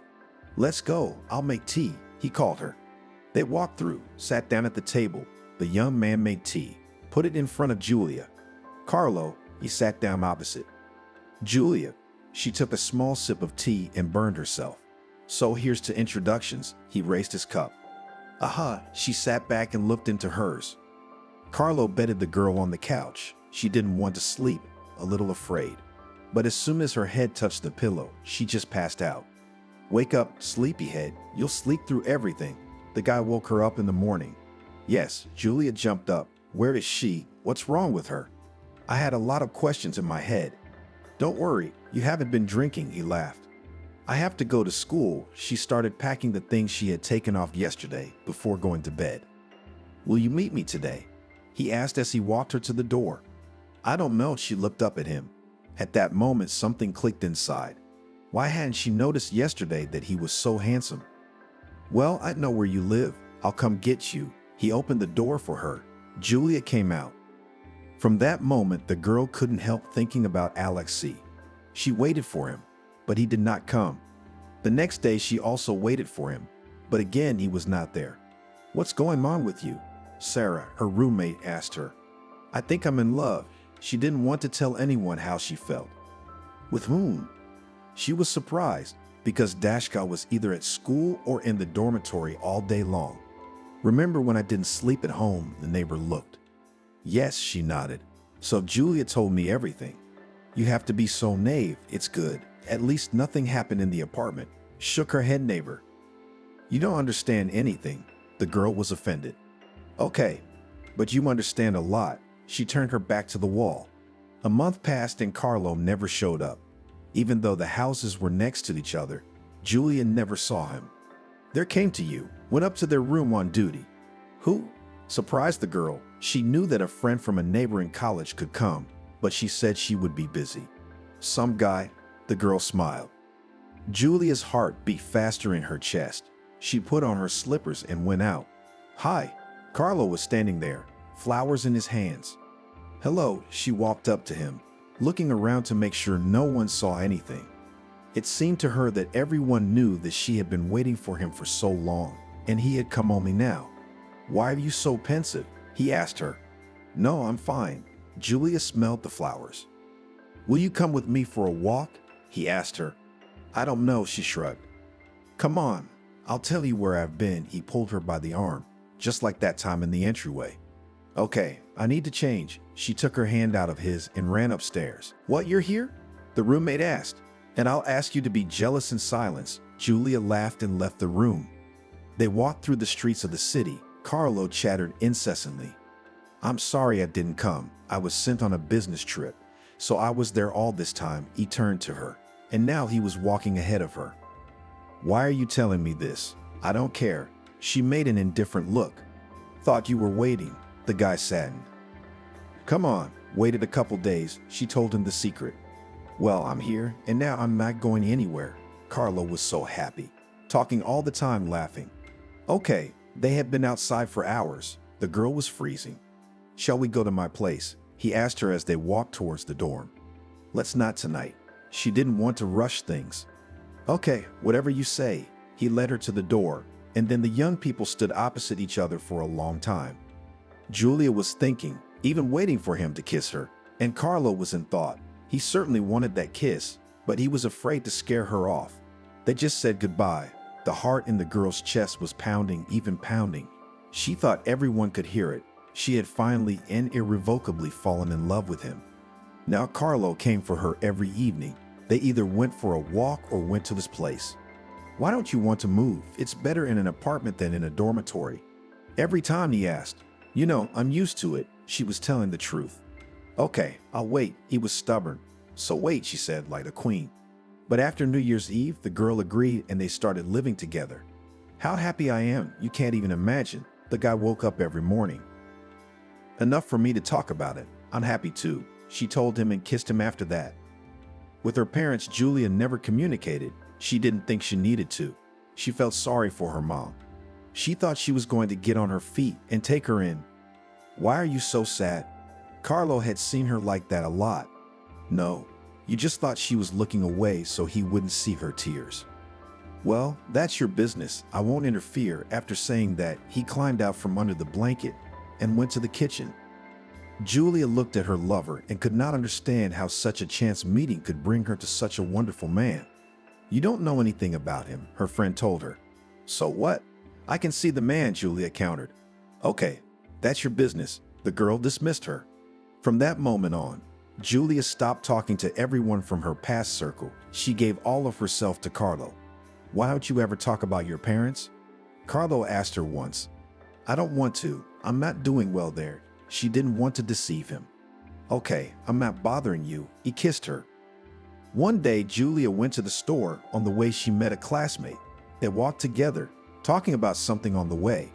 Carlo came home at that moment, knew where his girlfriend went out to meet her and saw this picture. "Who was that?" he asked her at home. "An acquaintance we studied together." She was sorting out bags. And why she did not pay attention to this situation, Julia still does not know. In the summer, after the first course, the young man proposed to his beloved. She, of course, agreed. "What kind of wedding do you want?" he asked her a week after the proposal. "None," she laughed. "What do you mean? You're turning me down?" You could see the guy was angry. "I just don't want it." She was honest with him. "Oh, you scared him," he exhaled. They filed the application. Julia was very worried that she couldn't tell her mom about it, but she thought she would definitely visit her sometime. After the marriage, the young people didn't go anywhere. They just went on with their lives. "We're so boring," Julia said to Carlo. "What do you miss?" he asked. "I don't know." She sat on the couch and shrugged. "If you want, you can go out," he suggested. Well, she was going to ask him about it, but she didn't have the guts. The girls had been asking her to go out for a long time, and this weekend she promised them she would. That day she came home from school and started to get dressed up. "In this skirt you will not go anywhere," stood in the doorway of the room husband. "Why?" The girl didn't understand. It wasn't short. "Because I said so." He was insistent. "Okay." She obediently changed her clothes. As Julia walked out, Carlo kissed her, said love, and closed the doors. It was so nice to get away from this domestic routine. Julia just danced. She didn't think about anything. She rested her mind and body. This evening she enjoyed her freedom. She was coming home and didn't expect what was waiting for her there. "I'm home." She entered the apartment. "Did you have a good time?" Her drunken husband came out into the hallway. "Carlo, you let me go, didn't you?" She didn't know what was going on. "Yes, I did. I thought you'd say no, that you'd spend time with me." His tongue was slurring. "What's going on?" She went into the room. There was a table by the couch, and on it were some shots and a bottle. "I'm out. As you can see, I'm having fun." "Who were you with?" He grabbed her arm. "What are you doing? You're hurting me." Fear appeared in her eyes. She remembered how her father used to beat her mother when she was a child. "Oh, you." He pushed her. Julia didn't wait for him to continue. She grabbed her shoes and ran out of the apartment. She didn't know where to go. There was only one option, the dorm. "Hello, can't you let me in?" she asked the janitor. If only for a visit. She looked at the desk clerks. "Thank you." Julia began to think about what she should do. When the former roommate came out to her, she quickly told her everything, asked her to find a way out. "So here is the address. There lives my good acquaintance. Say that from me and tell everything." She gave her a piece of paper. "Thank you." The girls hugged each other. Julia was scared to go because there was a guy there again, not a girl. But she had no other choice, so she went. "Hello," they met. Julia told Michael everything. He stepped in and let her spend the night. "Thank you." She thanked him in the morning she left. She thought she would never need his help again. Just as Julia thought, Carlo found her at her studies. While they were in public, he spoke to her affectionately, asked her questions, but without pressure. At home, it started all over again. The only consolation was that he was sober. "Why do you behave like this?" Julia could not understand in her head. Such a nice and caring before the wedding. A young man became inadequate as soon as he put a ring on his finger. "And you?" He asked her a counter question. "What about me?" She looked at him. The conversation was not working. "Going everywhere, unknown with whom and where you sleep. Tell me, where were you today?" He came very close. "At a friend's." She didn't want to lie because it could be worse. "You see, at a friend's." He emphasized the last syllable. Julia went to the kitchen. She didn't want to talk. It was all empty. The girl wouldn't prove anything. Carlo didn't go after her. After that, they didn't talk for about a week. And then Carlo came home with flowers. What's the occasion? Julia came out into the hallway. I'm sorry, my love, I overreacted. He handed her the bouquet. Good, she really thought that he understood and realized everything. But it didn't last long. There was a corporate party at her husband's work. You're coming with me tomorrow, he told her. I have an extreme session coming up. I can't not prepare for it. She looked up at her husband. Nothing. One evening will not decide anything. Everyone will be there with their wives, insisted the young man. All right, Julia agreed with him. The next day, she put on a beautiful dress, painted her eyes and lips, and went out to Carlo. Wow, what a beauty you are. He opened his arms to hug her. Let's go already, she laughed. The evening was fun. At first, everyone was just sitting around the tables, making speeches. Then the music started, and everyone got on the dance floor. Julia tried to behave so no one would say anything to her husband. How I envy Carlo, a representative man approached her. Yes, Julia turned to him, a smile on her face. Yes, at that moment slow music played. The man held out his hand to her. She didn't refuse. They started moving to the tune. At some point, Julia saw her husband. He was standing there, all red. His jaundices were going in different directions. I'm sorry, I have to interrupt our dance, Julia said quickly to the stranger. What a pity, he saw her off with his eyes. What do you think you're doing? Boiled Carlo. He was pretty drunk again. Beloved, calm down. She was afraid that the scandal would start right here. Let's go home. They walked towards the exit.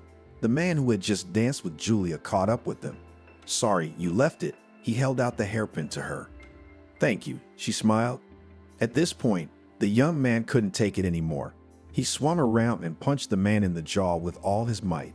The man went flying, and for some reason, the image of Billy, whom her father had dragged into the room in bloody pants, came to Julia's mind. He yelled when he saw Julia running away from him.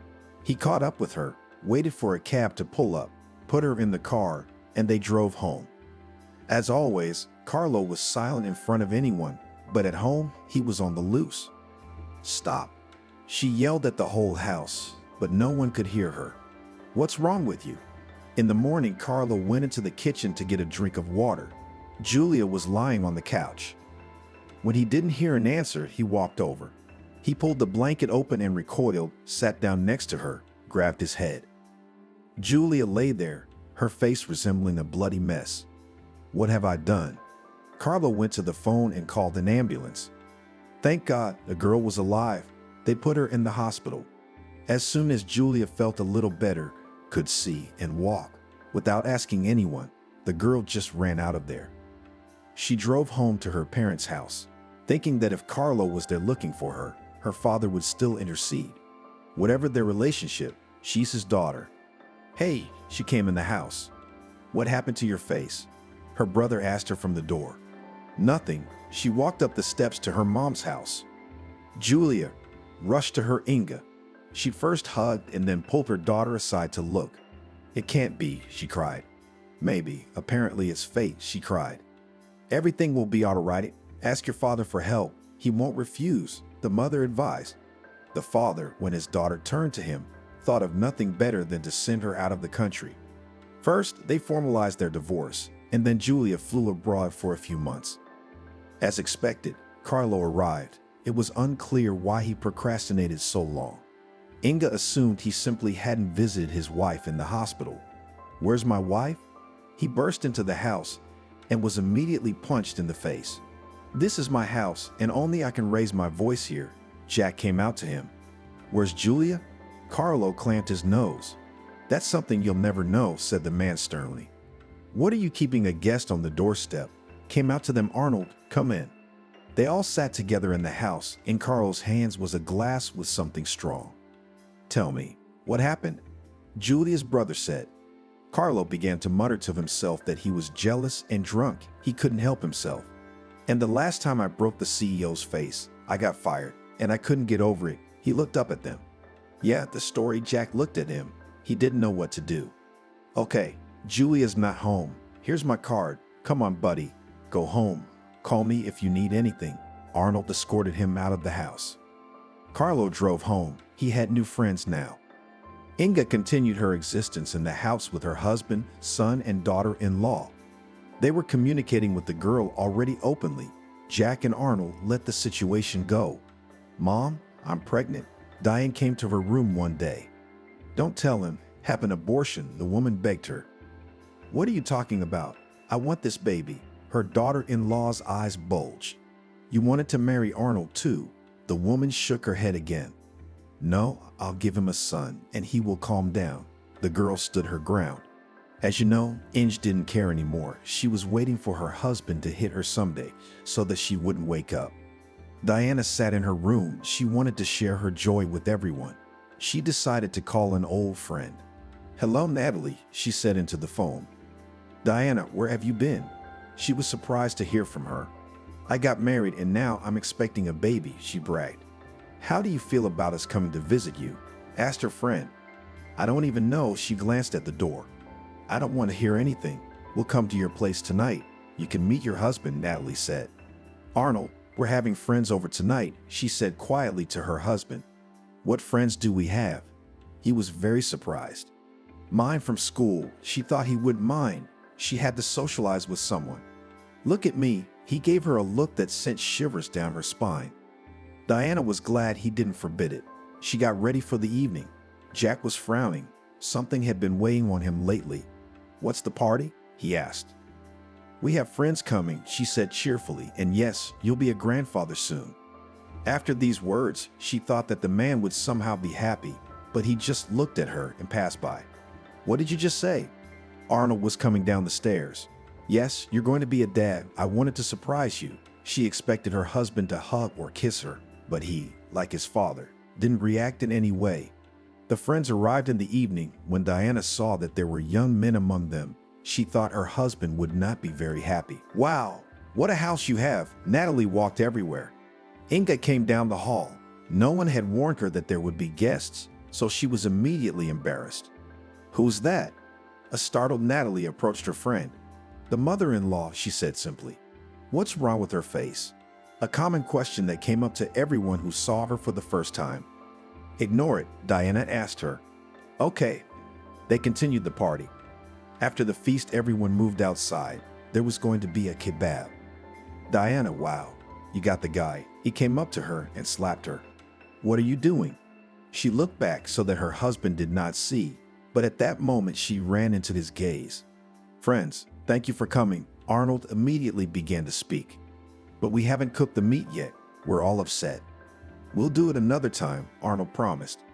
When everyone had left, he took his wife under his elbow and they returned to the house. His father was gone, away on business. "What do you think you're doing?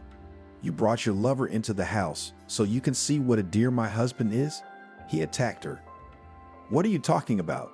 Diana already knew how it would end. Inga heard shouting downstairs, came out of her room and went there. "Arnold, leave her alone. She's expecting a baby." She approached her son. "What? Who's yapping?" He turned to the woman. "Don't," shouted Diana. At that moment, the young man hit his mother in the face with such force that she flew to the stairs and bumped her head. "Don't what?" Arnold was already upset. "Don't touch." She covered herself with her hands, but it was too late. "You'll know how to bring men into the house." He sat down on the sofa. When neither his mother nor Diana got up from the floor, he got nervous. His father wasn't around to ask for advice. The young man stood up, walking over to the woman first, blood oozing from her head. "Get up," he prodded his wife. "Fuck you." Diana saw that she was bleeding too. Only downstairs she understood. "Fuck you. I'll go to you now." And again the shock and darkness. The woman and the girl woke up in the hospital. Inga had a severe concussion and Diana had lost her baby.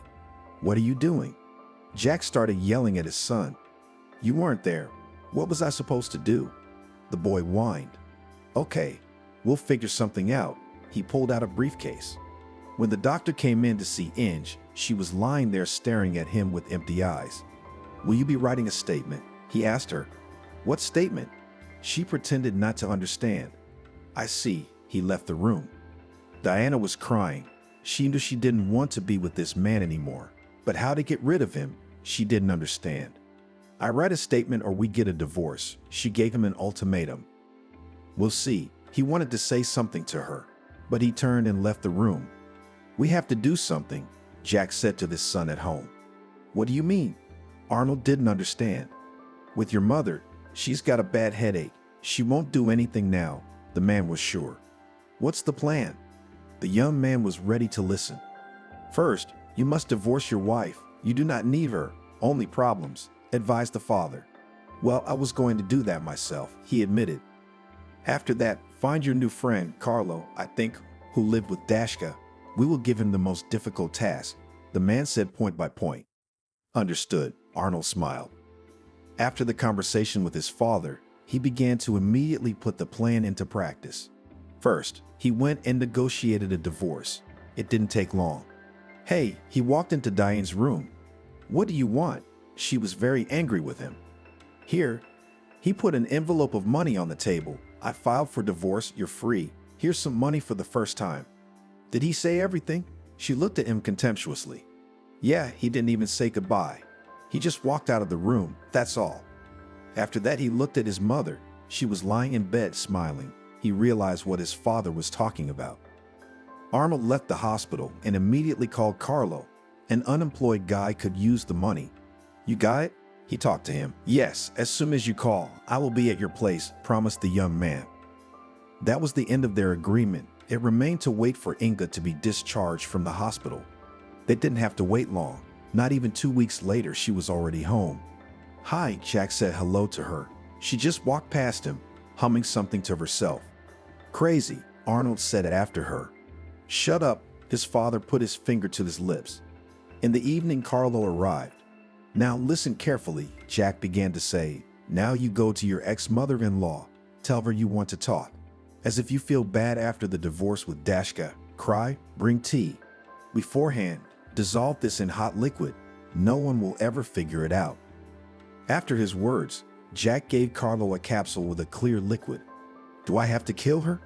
The boy was frightened. Think about it. Arnold showed him a thick envelope with money.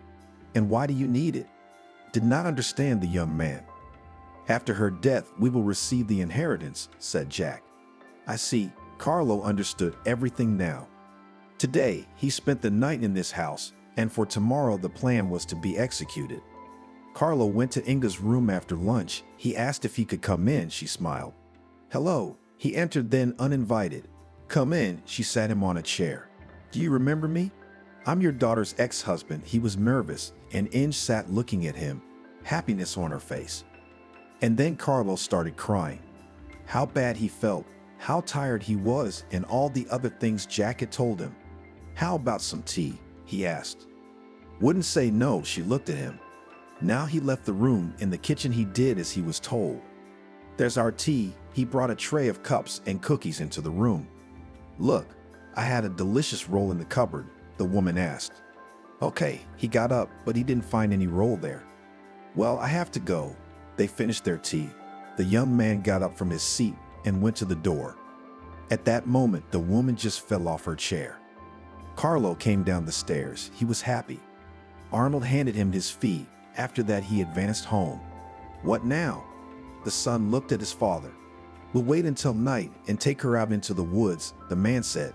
Until then, Inga lay on the floor. All evening, Arnold agonized over what would happen to them if anything came to light. But he looked at Jack and realized that if he was calm, there was nothing to worry about. When night fell, they loaded the woman's body into the car and drove away. They drove far away so that no one they knew would find her. This would be fine, Jack said. His plan was to leave the woman here and report her missing a few days later. Doctors would confirm that she was insane, left home on her own, got lost, froze, and died. That's it, we have no more burdens. The man shook off his hands. You're right, they got in the car and drove home. Early in the morning, the forester went around his property, looking to see if anything was caught in the traps. When he reached the edge of the forest, he saw a beast lying on the ground and came closer. Lord, he began to be baptized. He sat down and looked at the woman. He didn't know what to do with her. The old man pulled up his wagon. He loaded the woman into it.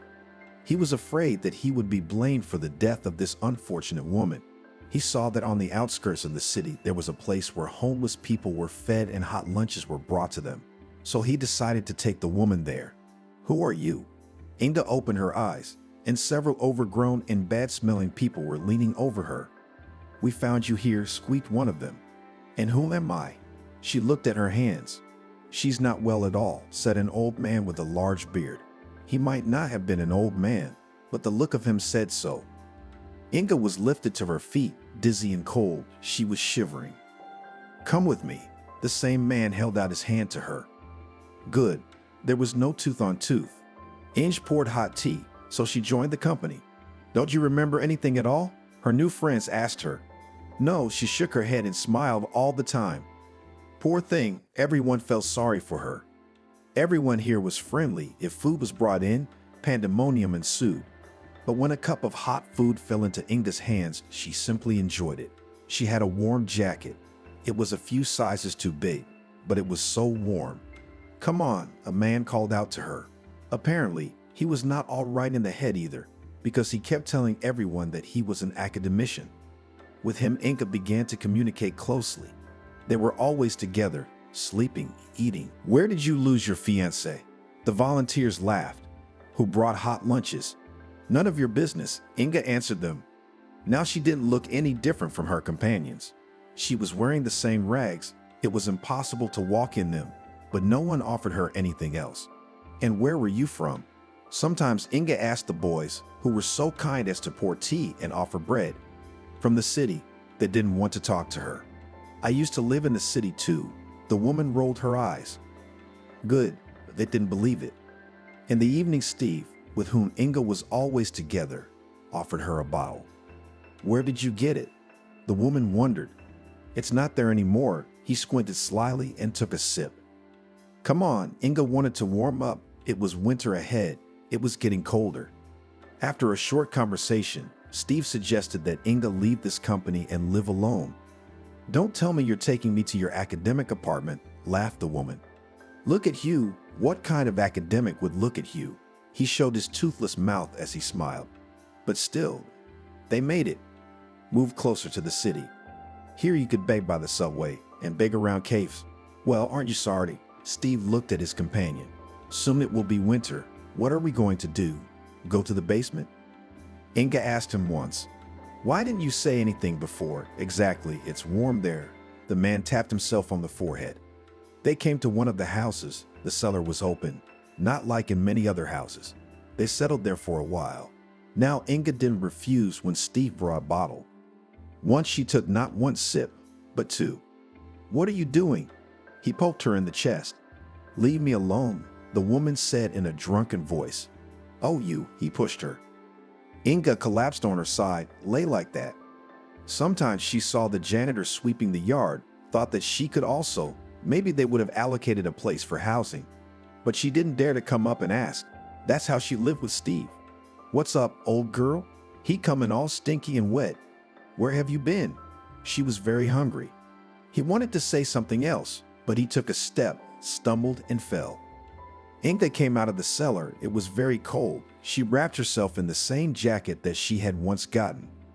The woman was walking down the street. Everyone was avoiding her. She was very hungry and warm. Inga did not know how long she wandered like that. She entered some yard. She wanted to find a cellar to warm up a little. She went to the entrance. It was very slippery. Inga didn't realize how. She slipped and fell to the ground. What happened next is unknown. Selena lived with her mom. She wanted to get married or at least find a young man who would take her away from home. Everything was fine until recently when her mother brought a man into the house. "Mom, he's hitting on me," peeping in the shower, complained her daughter to her. "What are you talking about?" The woman didn't believe her. She was so happy that in her old days she had met a life partner. Her daughter had grown up. She was in college. It was time to think about her own life. "Find someone else," her mother told her. "Yes, you think that someone would be waiting for me around the corner?" Selena answered her sadly. "Well, let's get you an apartment." The woman offered the last argument she had. "You what? Where is the money from?" was surprised daughter. Lenia said he would help, she parried. Well, if he helps, then I agree finally. Her dream will come true, and she will live alone. As soon as the girl moved out, she began a completely different life. Now she could eat or not eat before her mother pointed it out, bring her friends to visit, and everything else.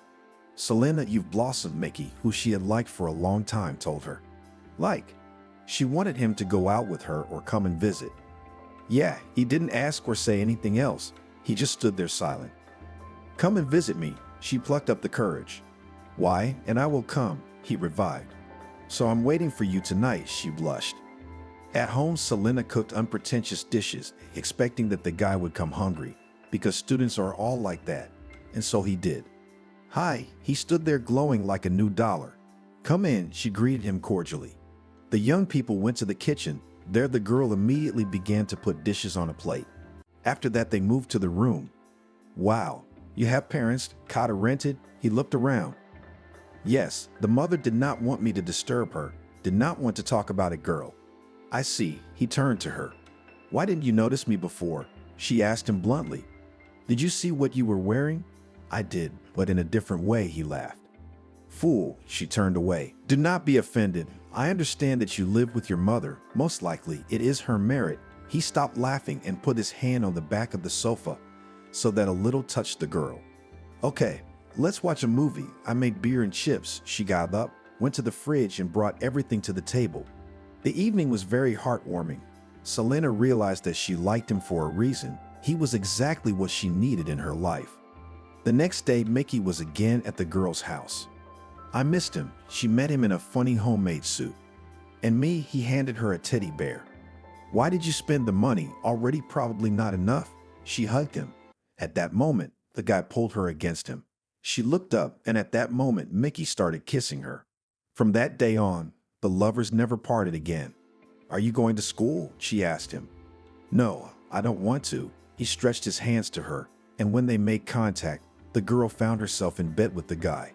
And they weren't going anywhere together today. We can't do this. We're in our final year. We have to get our diplomas at any cost, Selena said. Nothing is going to happen over one day. Mickey kissed her. It felt so good, so warm in his arms. She watched and couldn't believe they were really together. Why don't we go visit your mom? Mickey suggested. Are you ready to propose? She was happy. Why not? Not yet, though. He wasn't looking her in the eye. What's the matter? The girl didn't understand. No, just he spread his hands. Selena didn't want to take Mickey's mom to visit unannounced. She'd called, said they were coming over. Her mother had gotten excited. Then the girl let Mickey know about it. How exciting they were going. I don't see what the big deal is, she shrugged. Hello. They entered the house where the girl's mother lived. Hurry, things would soon get cold. The mother was waiting for them. Richard was already sitting at the table. He was smiling. Well, what, daughter, are you going to get married? Her mother asked her. Wait, we haven't finished our studies yet. Selena made a serious face. It's okay.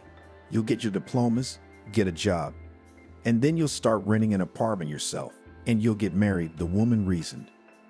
To be honest, Selena didn't expect anything else from her. She looked sadly at the woman who had loved her as a child, strictly brought her up in her youth, and now what? That Richard had come along and everything had gone to shit. We should probably go. The girl stood up. She looked at Mickey. Where to? We haven't tried anything yet. You could see that the guy was getting into the confidence of his future mother-in-law. There, you see, the guy says smart things, got the mother on his side. Good. Sat back down Selena. After that, it was only Mickey who talked at the table. He talked about his academic success and everything else. In the evening, they finally left the apartment. Why did you want to go and visit them? Selena wondered. Just to get acquainted. It seemed like he was really telling the truth. Well, they came home. There was no mood to talk about anything. As time went on, school continued. Things with Mickey became monotonous. Before, they were always going out having fun, but now they were just sitting at home. Mickey, we used to have fun together at home, she told him. What's different now? He didn't understand. That was it. She couldn't help herself. That evening, the guy got up and left. Selena cried, tried to call him, but he didn't answer. What was going on in her life? Why was she like this? She'd gone from being a kind, helpful girl to some kind of freak. She thought it over, and the next day, while studying, Selena approached Mickey. "I'm sorry," I snapped. "It's all come up, Mom, the house parties." She stood in front of him guilty. "Come here, I'm sorry too." He hugged her. From that moment on, they had a different relationship. By graduation, the guy proposed to Selena. He became something else altogether. He'd go out at night, come back late. Selena felt sorry for him, thought he was depressed. Congratulations, she kissed her husband-to-be, both holding diplomas. And he was happy. A very different happy life was beginning, Selena thought. But it turned out that this happiness was only her own idea. "When are we going to apply?" she asked Mickey. "I don't know. You want to do it tomorrow," he shrugged. Selena looked at him. He was always sad. Nothing was working out for him, or he didn't want to do anything. She found a job quickly. The pay was good. The staff was normal. "That's it. There is nowhere to pull. Let's go to the registry office." One evening, she said to him. "Come on," he followed her like a dog. "Mickey, I can't take it anymore. Tell me what's going on." She couldn't understand it. "It's okay." That's all he answered her. "I can see something's happened to you." Selena stopped in the middle of the street. She didn't go anywhere that day. "Mashka, hi, can I come over?" she called her friend. Of course, she agreed. That evening, Selena and Maria sat in her kitchen and drank wine. The girl told and told. She was crying. She couldn't stop. "What are you so killed? Sit down and talk." The friend was incomprehensible. "What is difficult about it?" "He doesn't talk to me, you know." Selena raised her tearful eyes. She got home late. Mickey was already asleep. The girl lay down next to her. Cats were scratching at her soul. That day started as usual, but how it would end, the girl could not even guess. "Selena, we need to talk to you," Mickey told her at breakfast this morning. "It's about time." She looked at him. "I'm leaving," he said. "What?" She even got up from her chair. "I have another." He lowered his eyes to the floor. "Mickey, don't lie to me. Tell me what's wrong with our relationship." She couldn't believe it. "The night you and I had our fight and I left, I met a girl at the bar. I don't know how it happened. We were drinking heavily. We went to her house. That's where it happened. After that, she started calling," I answered. He told it like he was being interrogated. "So, if you don't want to, you don't have to be with her, do you?" She couldn't understand what was happening. She was dizzy. "She's having my baby," he said at the end. "God, how could this happen?" Selena cried. Mickey was packing his things, and Selena was getting ready for work.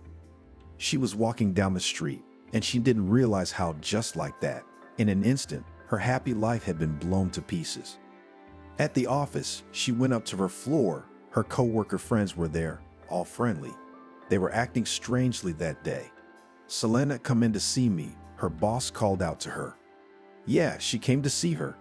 You see, there is a redundancy and I have to fire you because you are new. You have just arrived," said the boss. And Selena's ears were ringing so loudly that she couldn't listen anymore. She gathered her things, which weren't much, and went home. It was cold outside, but she didn't feel it. When she approached her driveway, she saw a homeless woman lying in the snow. At first, the girl passed by. She didn't want to get involved. But when she entered the entrance, she stopped. "And it's me," she said out loud. "Today, I was thrown out on the street like that. First by a guy and then at work." She turned around, walked out of the entrance, and approached the poor guy. "Can you stand up?" She leaned over her. When the woman did not answer, she dragged her into the entranceway, which she managed with difficulty. The snow was easy, but then the hard part began. Selena was exhausted to the point of tears, but she did it. The woman was warm now. "I hope you are doing well." She got up and walked. She heard the woman moan. "Are you very sick?" said the girl, and took a few more steps. "Help," said the homeless woman to her. "And where did all this come from today?"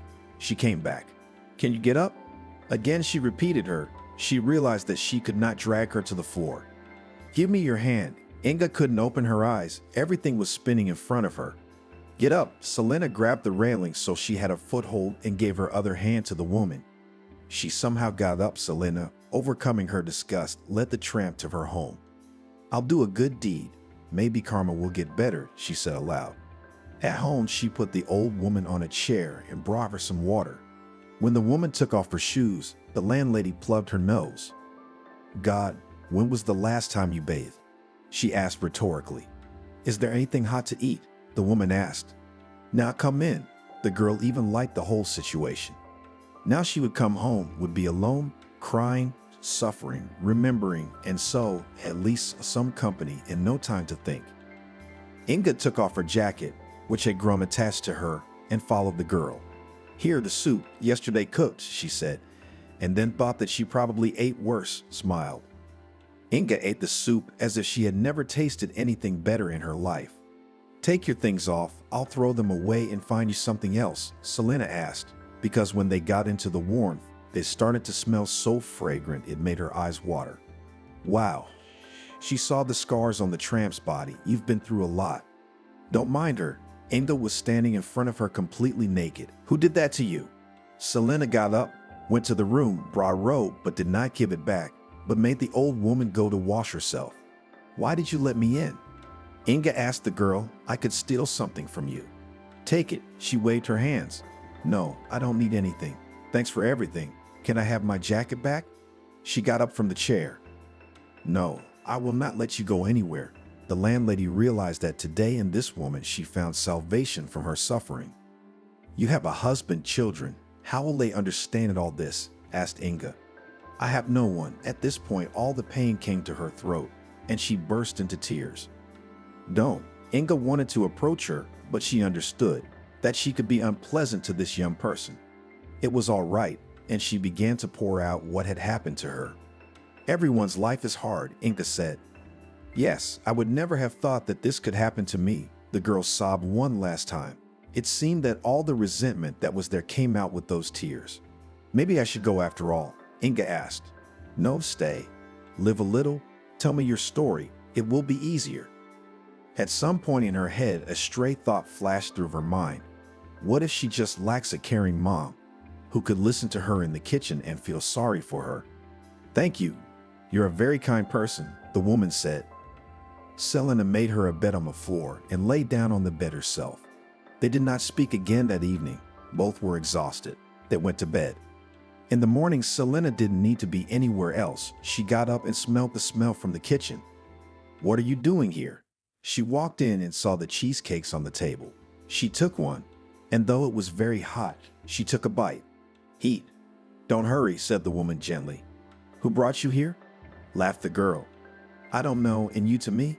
Inga sat down opposite her. We didn't even get acquainted with you yesterday, the landlady said. My name is Inga, said the woman. And I'm Selena. Tell me what happened to you, she asked. It's a very long story, sighed the guest. I don't need to go anywhere. I'm in no hurry, I think you are too, laughed Selena. Okay, nodded the one. It started a long time ago. How long? Selena began to speculate in her mind. If she looks like that, then how many years has she been suffering? Not as long as you might think. Inga smiled softly. Okay, I'm listening, nodded her interlocutor. About 30 years ago, gave out the woman and looked at the girl's reaction. What, you were young then? So you are not so many years old. Why then? She shut her mouth with her hand. I met my future husband, she began to tell and got to the point where he came back from prison. What, straight cut off? The girl looked with big eyes. I don't know, I didn't go into details. Only after that I had hell on earth. As soon as my husband and son did not mock me, she tilted her head. A stingy tear rolled from her eye. And how did you survive all this? The girl was silent.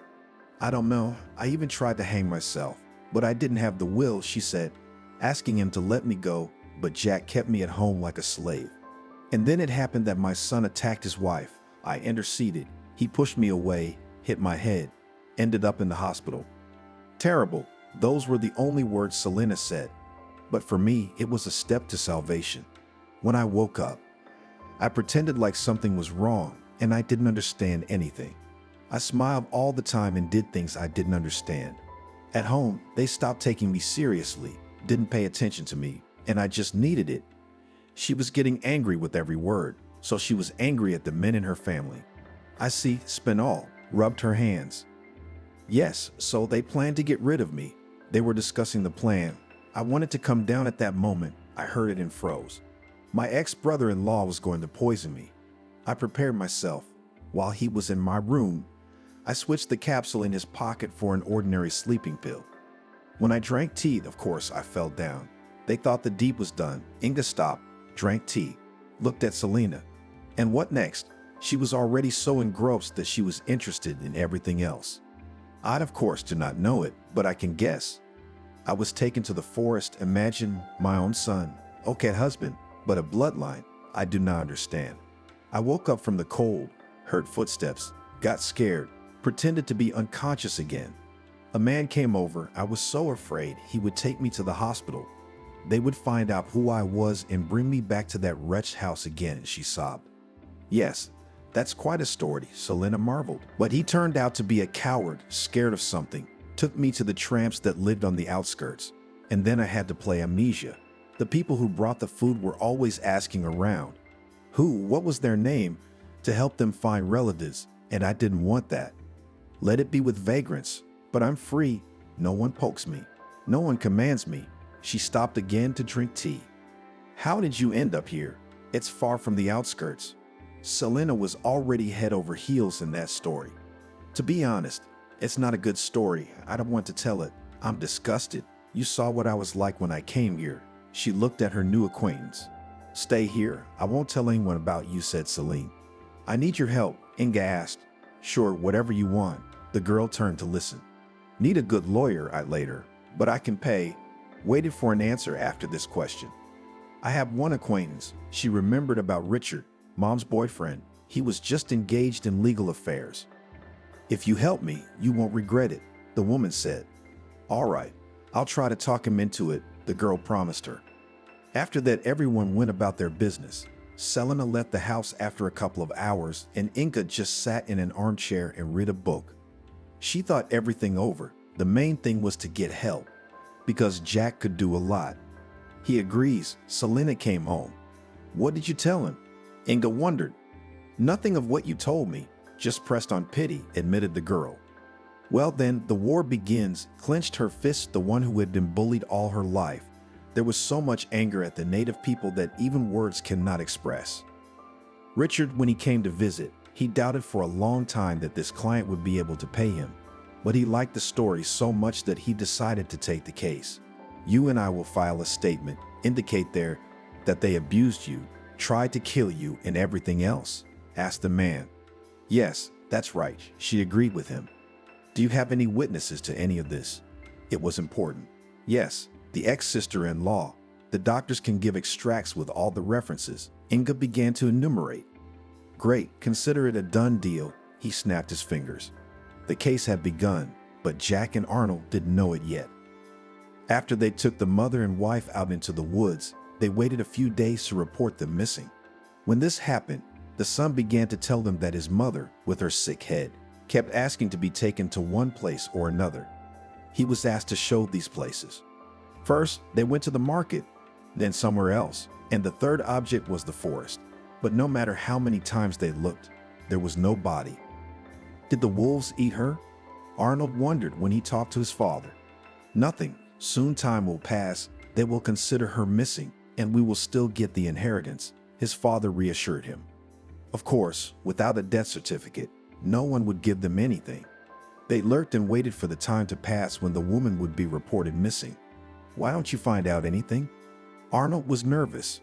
Why should I go to the trouble? His father didn't understand. Their hands were tied now. They had to sit quietly to keep themselves uncovered. The doorbell rang. Jack got up and went to open it. On the threshold stood a solid man. Hello, my name is Richard. I represent your wife, Inga. He said everything at once. What wife? She disappeared a few months ago. The man stood looking at him. I don't know. Here is her statement. She instructed me to sue you and to handle the case. The lawyer spoke politely. I don't understand anything. Come in. You could see how the hands of the master of life trembled. Here, you can familiarize yourself with everything here. He held out a folder with documents to Jack. Arnold was curious too, so he came over. It's all the ravings of a madman, he said. My wife has been having trouble with her head lately.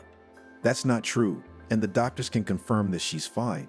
He pulled out a certificate. What's going on here? The man turned to his son. He only shrugged his shoulders in response. Well, I've notified you. The lawsuit has been filed. Wait for the summons. I don't advise you to run away. Richard smiled before leaving. And what, tell me, what were their faces like? Celine couldn't wait for the man. Though she disliked him, it didn't matter now. What do you think? He laughed. Can you imagine? They are sitting waiting for the inheritance to pass into their hands. And then on top of that, the lawsuit, laughed the girl. Stop it. He who lasts well, said Inga. She sat and listened to Richard. She had the same joy in her soul, but she was not used to show it. Great. I think we're in a winning position. The man said goodbye to them and drove home. He's nice, Inga said. And what he takes you all for, snorted the girl. They waited for the lawyer to call. The woman needed clothes to look decent at the trial. Selena decided to splurge. She trusted the lady. The hearing was scheduled in a month. When Jack saw Inga, his eyes almost popped out of his orbits. She wasn't as beautiful as she used to be, but she held herself with pride. Mother, how can you slander your own son? Arnold shouted at her. And when you beat and humiliated her, did you think about it? Selena put in her word. Who are you? Who are you anyway? You've got your mom's money, so you made it all up. They shouted until they were stopped. Richard was the one who had it all in his hands. The men were sentenced to 12 and 13 years. They kept their heads down and sat like that for the rest of the trial. I'll get out. I'll kill you. Jack turned to her and gestured it all away. No way, Selena reassured Inga. Arnold was crying. He didn't want to go there at all. He was weak, especially, and his father wouldn't be around. True to form, whispered his mother as he walked past her. By the way, why didn't you mention Carlo, your son-in-law? Selena asked her when they were already out. He was a pawn like many in their game, the woman muttered. What will you do now? The girl asked. Invite you to visit me. Inga was happy. They had come to this big house that she had dreamed of so much when she was young. Now she hated the place. Wow, Selena walked around admiring it. Baby, don't you think you're getting fat? Or is it something else? The woman asked her. The girl stopped, she thought, counting to herself. It can't be. She looked at the woman as if the woman had told her some universal secret. We should get it checked out, Inga advised her doctor. As Selena left, she would be gone for hours. The woman sat down at the phone. Julia, hi, she dialed her daughter's number. Mommy, you can't imagine how much I've missed you, she cried into the phone. Come home, now everything is calm here, said and smiled the mistress of a huge fortune. With pleasure, but I'm not alone, she stopped talking. Okay, I'll accept anyone, laughed Mom. After that, she did not calm down and called Diana. You? She couldn't believe her ears. Can you come over? Her ex-mother-in-law asked her. I'm not going to your house anymore. The girl began to refuse. Come now, it's my house, reassured her Inga. If so, then wait, promised Diana. Selena returned happy. Even if it's just a small piece of Pasha's life, she said to her new good friend. Will you stay? The woman asked her. What are you suggesting? The girl couldn't believe it. Soon all my dear people will gather. You will give birth. A grandchild will appear. She touched her stomach. I had to pick up a homeless woman in my yard. Selena couldn't believe it. What's the big deal? Kindness is always reciprocated with kindness. Inga hugged her. They began to clean the huge house, which had not been cleaned for many years. A lot of things had been thrown out, rearranged. And let's make separate rooms for everyone, the landlady suggested. What do you mean? The girl didn't understand her. A nursery for the baby, a bedroom for my daughter with a young man, a boudoir for my former daughter-in-law, and for you too. Inga was glad that now she could do everything here as she wanted. I don't believe in all this at all, was still fascinated by Selena. Richard and his wife were also invited to celebrate the housewarming. Julia came with her fiancé. The latter took along a friend who had dreamed of seeing Russia all his life. Diana was also here when Inga told her everything. She couldn't believe it, that it was true. Selena, can I talk to you? Michael said in very bad Russian. Yes, what did you want? She turned and walked over to him. Why you? He corrected her. Okay, she blushed. You are very beautiful, he complimented her and led her into the garden. Are you asking to stay here in our country? She was joking. What? He didn't understand her. No reason. I'm joking, laughing. She smiled. You'll make a good couple. She approved of Michael's choice. Well, how are the rooms? Selena couldn't wait to find out, because she'd done everything with her own hands. Great, especially mine, Diana smiled. Here's what I want to tell you, friends, stood up from the seat Inga. All invited here can stay here to live. I will not interfere. It's embarrassing, said Diana. It's okay. You've suffered so much for my son. You need to live like in paradise, said her former mother-in-law. What about you? Richard asked Selena. While Michael is here, I'll stay, and then we'll see. They held hands. Look how two people could make so many people happy. They should have just disappeared. The woman laughed. They sat back down at the table and talked and laughed for a long time more. Selena stayed to live with Inga. Things worked out well for them with Michael. When he found out that the girl was pregnant, at first he was frightened. How could it be possible? Because they only kissed. In fact, he was so funny. For a while, they went to this place to make the documents and then came back. Here we go, Selena screamed in the middle of the night. A car arrived quickly and the girl was taken to the maternity hospital. A large number of people waited outside the hospital to see how it would go. I never thought that my daughter would have such a big family, her mother said. She finally realized that she had behaved wrongly. Look, Richard pointed at the girl in the white coat who was coming toward them. What? Who? The customers started clamoring. I congratulate you. You have a grandson, a son, a nephew. She moved her gaze from one person to another. Thank you, Selena. Congratulations. They all started shouting together. Now you better go home and tomorrow morning come back. The young mother needs to rest, the nurse advised them. Okay, see you tomorrow. Everyone went to Inga's house. It didn't matter that it was night. Now this group was so united, stronger than some family ties. My dears, I invite you to the table. They entered the hall of the big house.